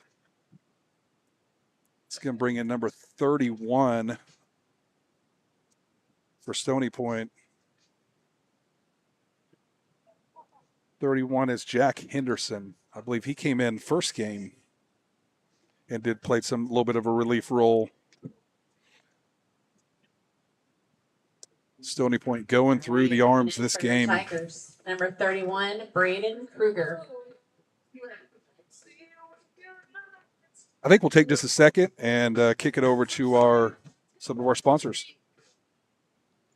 From delivery day to every stage of womanhood, Dr. Marco Uribe is here for it all. Born in Laredo, trained at Yale, and trusted in Austin for over 20 years. Whether it's hormone therapy, surgery, or compassionate care, Dr. Uribe delivers more than medicine. He delivers confidence.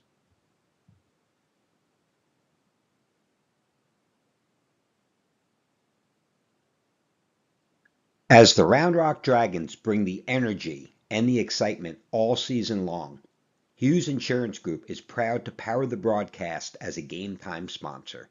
For over 30 years, Hughes Insurance Group has protected Central Texas families with auto, home, renters, RV, and life insurance.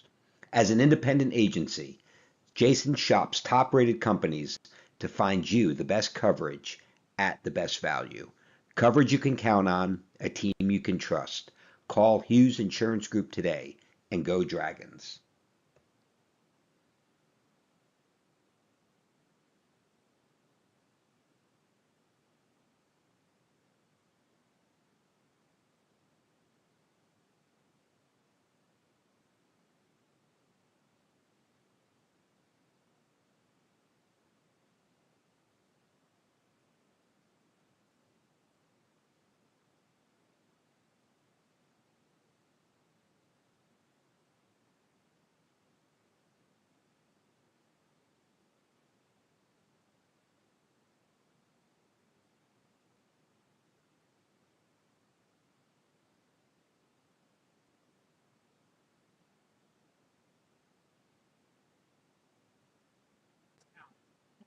And we're back. Juan Bracho jumping in the box here, bases juiced.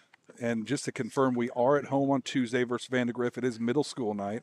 It will be playing at Vandy on Friday, weather permitting, of course. That fastball up for ball one.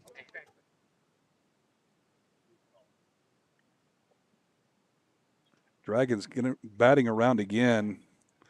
Max Min on deck. Curveball, big looper, gets the generous strike call.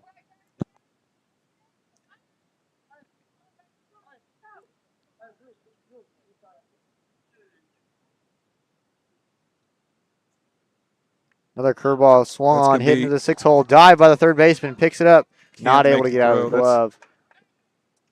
That's going to be an infield hit for Bracho, scoring another run, 18-1 in the top of the fourth as they bring up Max Min, who hit a triple earlier in this inning.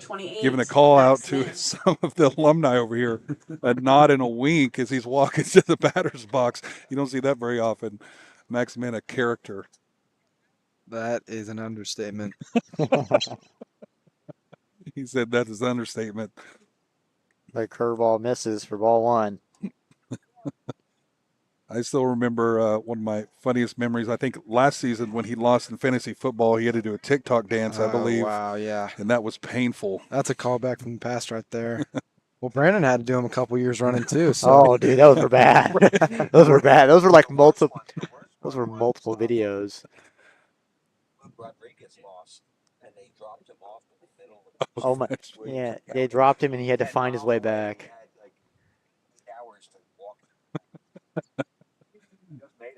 Yeah, that sounds awful. No phone, no nothing. He was just using roads. Yeah, he was like naked and afraid, but with clothes. He had to. Oh, Milk Mile. Milk Mile. And that'll be a walk. 4-pitch walk to Max Min. This bring up Weston on Drake, who also tripled. They led off the inning with 2 triples. So Weston on Drake will come up, one of our juniors. Base is still juiced. Weston Andraka. I believe that's going to be 19-1. They haven't adjusted the scorecard yet. Fastball on the outside corner, gets a generous strike call. Did he call that a strike? He did. Okay. I looked away because I was like, there's no way. And then Generous. the strike zone is expanding. Swung on. Wow. Bryce Bryant leaps and grabs. Heck of a play from Bryant. Gold- Take away a Gold hit right glove there. play right there. That's extra bases probably in the gap. And that ball And was 2 more laced. runs. 19-1 as we are going into the bottom of the fourth for the last chance here for Stony Point to mount some type. I think you have to play through 5. I think you have to play through 5 because they have the bottom of the 5th to bat. So we've got the Stony Point Tigers, I think, have 6 more outs to work with. Okay. To get at least 8 runs to keep away from a run rule. All right. And with that, we'll head over to our sponsors. And the Dragons. Airco Mechanical is a proud sponsor of Rock Hardball. Airco's expert team specializes in HVAC, electrical, and plumbing solutions. Contact Airco at 512-518-4663 or visit aircomechanical.com. DGIA is a proud Rock Hardball sponsor. Daniel Gutchevsky Insurance Agency proudly serves the state of Texas with insurance options that help you protect your financial future. Our insurance policies ensure your financial security by protecting you against loss from natural hazards, manufactured hazards, common perils, theft, and other situations.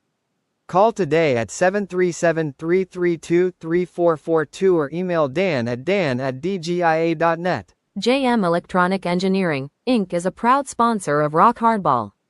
JMEE is outfitted to serve our clients from conception to continuation in fire detection, electronic security, and ERCES, BDA.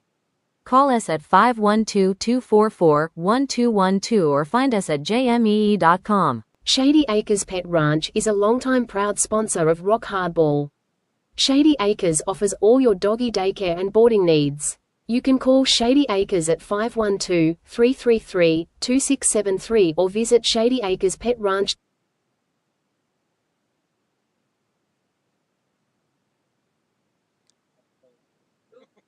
And we're back. Bottom half of the fourth inning. You're not misreading that scoreboard. It's 19-1. Number 7. All Round Rock in this game. Personnel changes now pitching. Brooks Miklinchek catching. Joey Robato. Third base, Bryce Morrison. Juan Bracho at short. Dylan Slocum at second. Weston Andreka at first. Left to right in the outfield. Jesse James Fierro, Diego Nunez, and Max Min. At the plate, 0-2 count to the senior Chase Pesnick, the Mountain View commit. He'll be joining Dragon Luke Broadus, that just announced yesterday he'll be headed to Mountain View. Gets him on a swing and miss, strike 3. For the first out of the inning. Game Time Broadcasting on the call of this 19-1 game. Hank Oppel, Justin the Priest, Hudson the Priest, and Ethan Smith. And that'll bring up right fielder Colton Patton with a rip down the third base line. That'll be a single. That's a long single. Good piece of hitting there by Patton. With a leadoff single, with a 1-out single.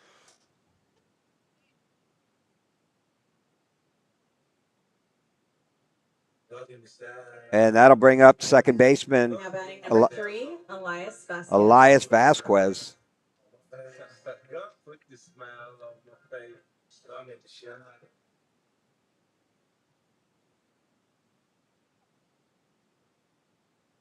Swung on and fouled away.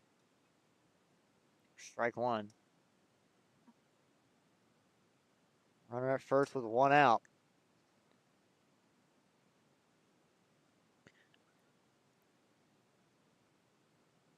Swung on. Pops that one up.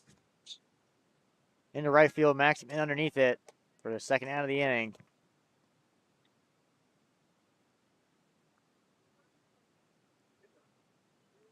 That brings Castillo to the plate. Now batting I don't number know. 24. We're talking about what the Xavier mercy rule is Castillo. here. I don't know. I've never actually done that in district. I think we have to play 5 in district.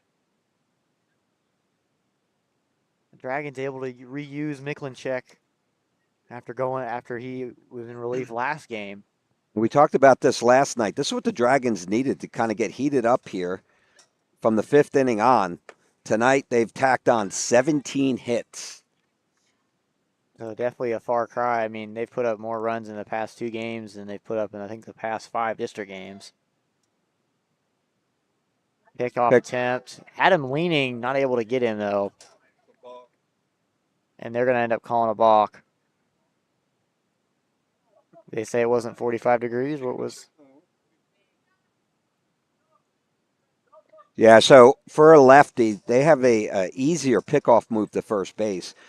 So you can go towards the plate, and they really push that envelope, but you can't go more than 45 degrees. They said that Miklinchek went more than 45 degrees. Strike 1 on the outside part of the plate. 2 balls, 1 strike, 2 outs here. Patton on second, reach with a single. Here's the 2-1 pitch. Swung on. Oh, hits Coach Larson right in the leg, and he seems unfazed. That'll leave a bruise. Yeah, he's in pain right now. He ain't showing it, but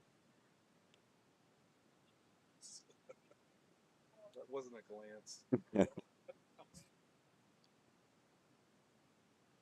so now 2 balls, 2 strikes, 2 outs here with the man at second base. That's why in major leagues and the minors, they all wear helmets. Changeup swung on and missed for strike 3. They had that I think it was a first base coach with a lefty, got hit in the head and it killed him. And they changed the rule. And so that will take the Dragons to the top of the 5th here. And most of it is. We are going to go 1 more inning, so you do have to go 5 in district play, so Hank was right. So we're going to come back, 5th inning. It's a 19-1 ball game. We'll be back in a moment. Moving soon? Let Ostex Moving take the stress off your shoulders. Owned by a proud Round Rock Dragons alum, Ostex is your go-to team for fast, reliable, residential and commercial moves across Texas. From packing to unpacking, we handle it all with expert care and same-day service available. Call Ostex Moving for a free quote today, and go Dragons. This Dragons broadcast is brought to you by River Rock Landscaping, where your yard becomes your favorite place to be. From custom designs to turf, irrigation, and outdoor living spaces, they turn ordinary into oasis. Locally owned, proudly Round Rock. Call River Rock Landscaping or visit rrlltx.com to start your dream yard today.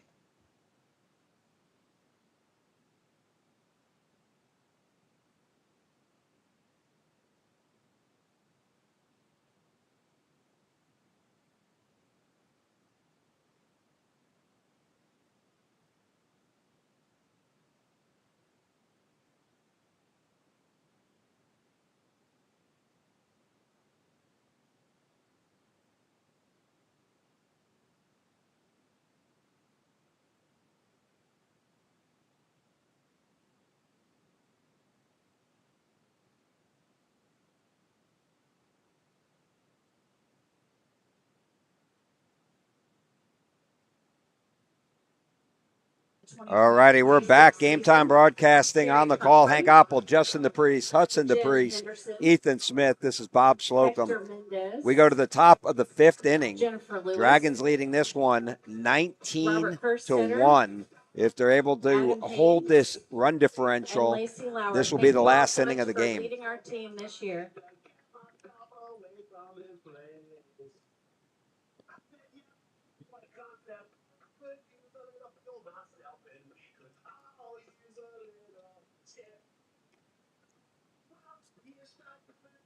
So I believe they're already eliminated before tonight, but with tonight's loss, they are definitely going to be eliminated from playoff contention, the Stony Point Tigers. There's a 5-team race: Vista Ridge, Cedar Ridge, Westwood, Round Rock. And who am I leaving off? Vandergrift. And Vandergrift, of course. Vandergrift, And Dragons will ladies, square off off the fifth at inning home with Tuesday number night. 24, So after Coleman this Landry. win, the Dragons will be sitting at 10-4.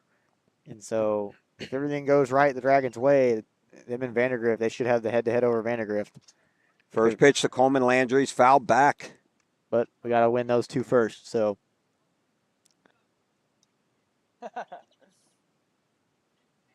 So Dylan Slocum on deck calling. He's going deep. A big rip right at left fielder. Xavier Castillo makes the catch for the first out of the inning. I mean, if he gets one of those Maynard swings off, he has a chance to get one over that wall. And that'll bring up Now batting number second 19, baseman Dylan Dylan Slocum. Slocum.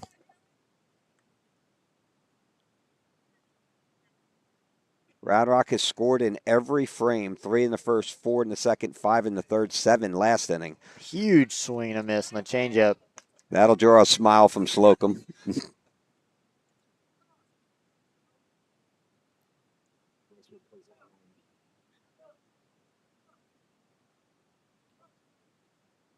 I want to Fastball look. low.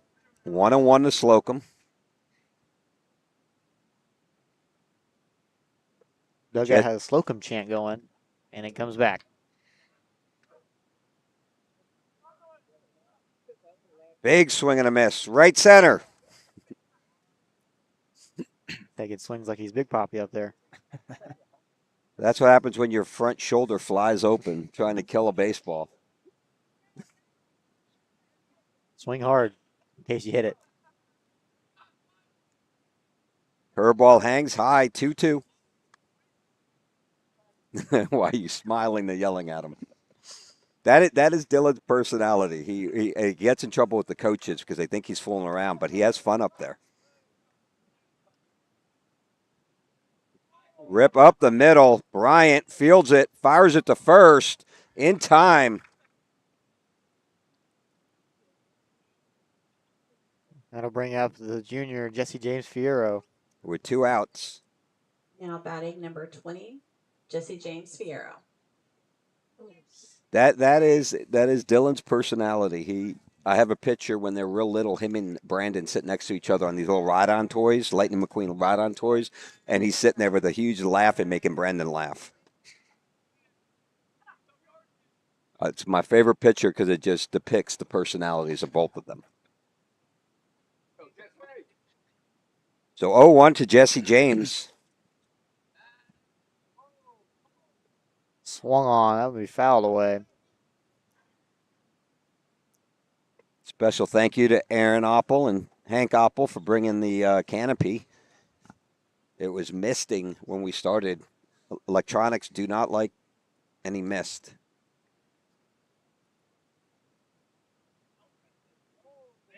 Curveball misses up and in, over the head. Ball 1.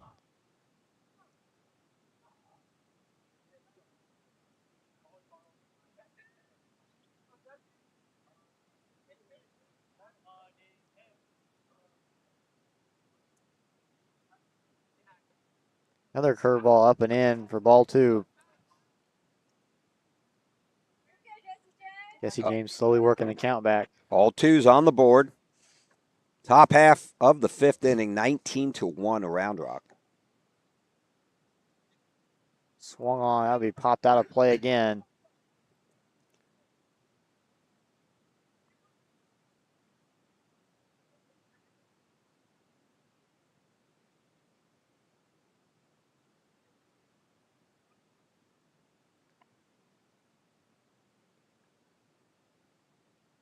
Swung on, dribbler over to second base. That's going to be a tough play. And just gets him in time. I believe that was Patton at third. At second. It was. Colton Patton. And so the Dragons will take the field. 3 outs away from the District 25 6A victory. Going to be an exciting week next week on Tuesday night. Join us at Dragon Diamond. We'll be on the air with Game Time Broadcasting. as Round Rock. It takes me back to, I think it was your freshman year. So was that 01? 2021, I mean, Hank? Yeah, 2021. 2021, where district play came down to a home game, Vandy against Round Rock at Dragon Diamond, and they did a third to first pickoff at first for the second out of the inning. They had put up a couple of runs, Vandergrift in the last inning, top half of the seventh. They had runners on first and third, one out, one-run ball game. For the Dragons, A third, on the mound, number 17, Jackson Yepes. a third to first pickoff for the second out, and then they ran the sleeper where was it Walker also, Brooks?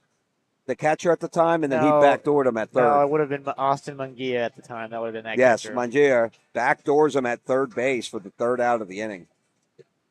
Yeah, that team was really good. That 21 team ended up going 4 rounds deep and losing a one game series. Yeah, back then with UIL, you could flip for a 1 or a 3 game, and now it's all 3 games. Which it should be. I think it's how baseball should be played. So personnel change for your Dragons. Now on the bump, the junior Jackson Yepes, Bryce Morrison at third, Juan Bracho at short, Dylan Slocum at second, Weston Andraka at first. Outfield is still Jesse James Fierro in left, Diego Nunez in center, and Max Min in right field. So it's going to be a bunch of pitching readily available for the Dragons come Tuesday. Obviously, we'll have Josh Horvath back, I believe. Best against best. Best against best. I believe since Isaac threw yesterday, he should have ample-ish time. I wouldn't be surprised if we don't see him on Tuesday. Weston Andraka hasn't thrown at all. Trying to think who else we have in the pen out there. Missing a few guys.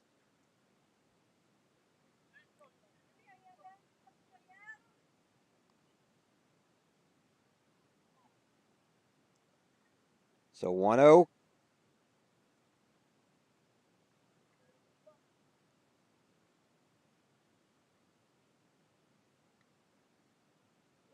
So 1-1 count to Brody Leal. Fastball high and inside, 2-1.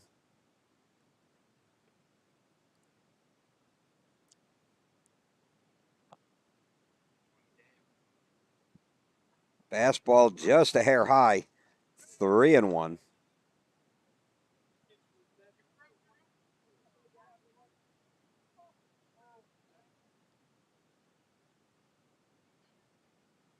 That'll be a walk.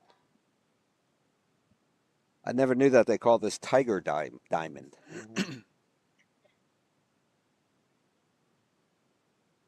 Now, if I just looked at Coach Larson's lineup card, he has it printed on the top right corner. Number 4, Bryce Bryant. That'll bring up the best bat on the Tigers lineup with a runner on first, nobody out. It's Bryce Bryant.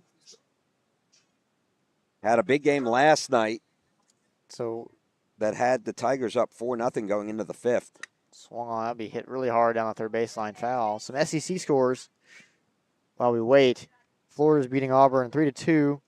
Kentucky losing to Vanderbilt 7-4. Mississippi State and South Carolina knotted up. And Alabama has the 1-0 lead over Texas in the bottom of the third. And then Georgia and Arkansas have not started, and a bunch of other games haven't started yet. So Bob was there for the first win of Arkansas versus Georgia. So this is a rubber match. This is for the series. So obviously, go Hogs. A little bit of a down year for the Hogs. Can't hit. Last year they raked, and they've got the staff. It's just something going on with their hitting piece right now. How about those Aggies, Hank? Dude, if we could just get like one more reliever out of the pen, we're golden. We're Omaha bound. We rake. Well, if I'm not mistaken, the former hitting coach for the Arkansas Razorbacks is the head coach for Georgia. Is he? I believe Wes Johnson? So. I believe he at one point was with the Razorbacks. Probably at one point. I'll tell you, ring up Bryce Bryant. He's not very happy with that call. He needs to watch it. I would not let. I would, as an umpire, would not allow a player show me up like that. It's the last inning. 19-1. I get it, but I still. Yeah. So with one out, runner on first, Alex Freeman stepping up to the dish. Ethan, what's your college team? Who are you supporting? I'm a big Tech guy. Big Tech guy. Both my parents went to Tech. My mom did go to UT for her masters, but I did not adopt the burnt orange. Dylan will be a Red Raider in the fall. Yeah, that's awesome. I love Tech. I love the campus there, and that's somewhere that I maybe would have entertained going to if I did end up not playing baseball. So he's on the golf team. Bowen. Mm-hmm. Bowen Cottrell? Yep, is his roommate. And right across the hall from them is Jace Kivett and Brooks Miklinchek. So what could go wrong there? Oh, nothing. Oh, no. Now batting number 8. I'm sure they'll be in Angela bed by Reyes. 11 every night. All 4 of them are rushing. Oh, wow. Oh, Lord. Oh, no. Well, Kivett's brother was in the same frat that my dad was in, so I wonder if they'll end up in the same one. I think you rush for all of them, Well, there's right? But yes, he was the former president of that one. There's a bunch of guys in my class that I know that are up there right now in fraternities. The Evans twins, Asher Chang. So I I'm sure think they're in beta, if I'm not mistaken. So I'm sure they're going to see Slocum and their eyes are going to light up. Oh, yeah. He won't be Dylan. He'll be Little Slocum. I know a lot of the Round Rock guys are there. I know Sam was rushing there for a little bit at the beginning. Sam's coming back. Fall. Yeah, he's coming back to. He's going to go to Blinn for a year and then try to get back in A&M. Yep.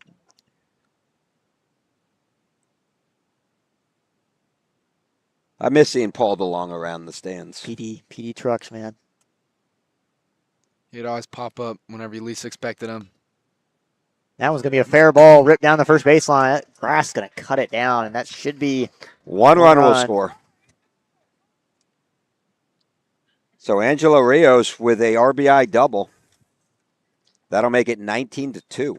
Ethan, what's your dream school? Like if you, let's say all of a sudden you're top of 95, dicing everybody you play, where do you want to go? And you're not getting drafted. Not getting drafted. So where do you want to go? Probably, I mean, from all the time I spent in College Station, I might have to lean towards the Aggies. It would be Tech, but I don't know if Lubbock's the place for me. It's just too far away.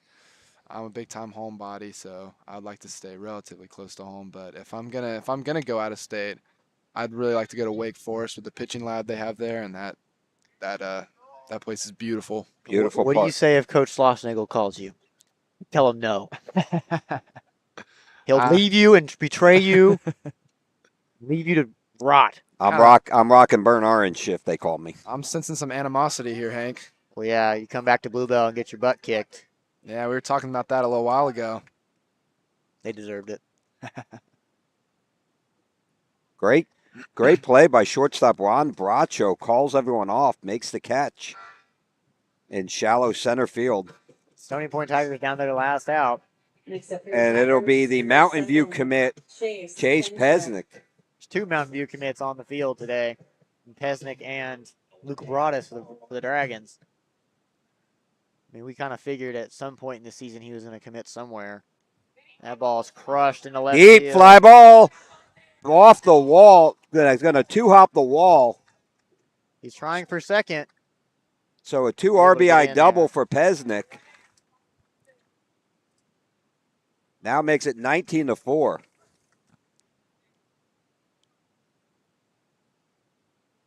And that will cut the lead to 15 runs. Don't call it a comeback. Now batting number 5. It's like that clip with Chris Paul. And Chris Paul lands a 3 to cut the lead to 42. I believe that was against the Mavericks in the playoffs a few years ago. Luka Doncic, man. Talk about some of the worst trades I've ever seen happen. Yeah, I remember waking up to that. That killed me. Killed me. Not believing it. Cowboys weren't good. The Stros didn't make the playoffs, and then they traded away our best player. Speak for yourself. My Rangers had just won a World Series, so I was still riding that high. Hey, the Rangers staff, man, they're looking good. Kumar's starting to find it. I mean, if DeGrom can just not get hurt. Well, they hit the jackpot with Kumar opting out. He was originally drafted by the Mets, and then they couldn't agree on a contract. Fun fact, Ranger ace Nathan Eovaldi is actually from Alvin, Texas. Really? Mm-hmm. Second most popular person. That's going to pop him up. Patton pops out to center, and that'll end the game 19-4. So, I mean, really, just got to go off the high note from the 5th inning on. The bats woke up. See if they can carry that on to Tuesday night. We'll be back on the air. Ethan, Hudson, best of luck to you guys. We'll have you back on during the playoff run. Yeah, you will. With Game Time Broadcasting. We'll be back Tuesday night. Thank you. God bless.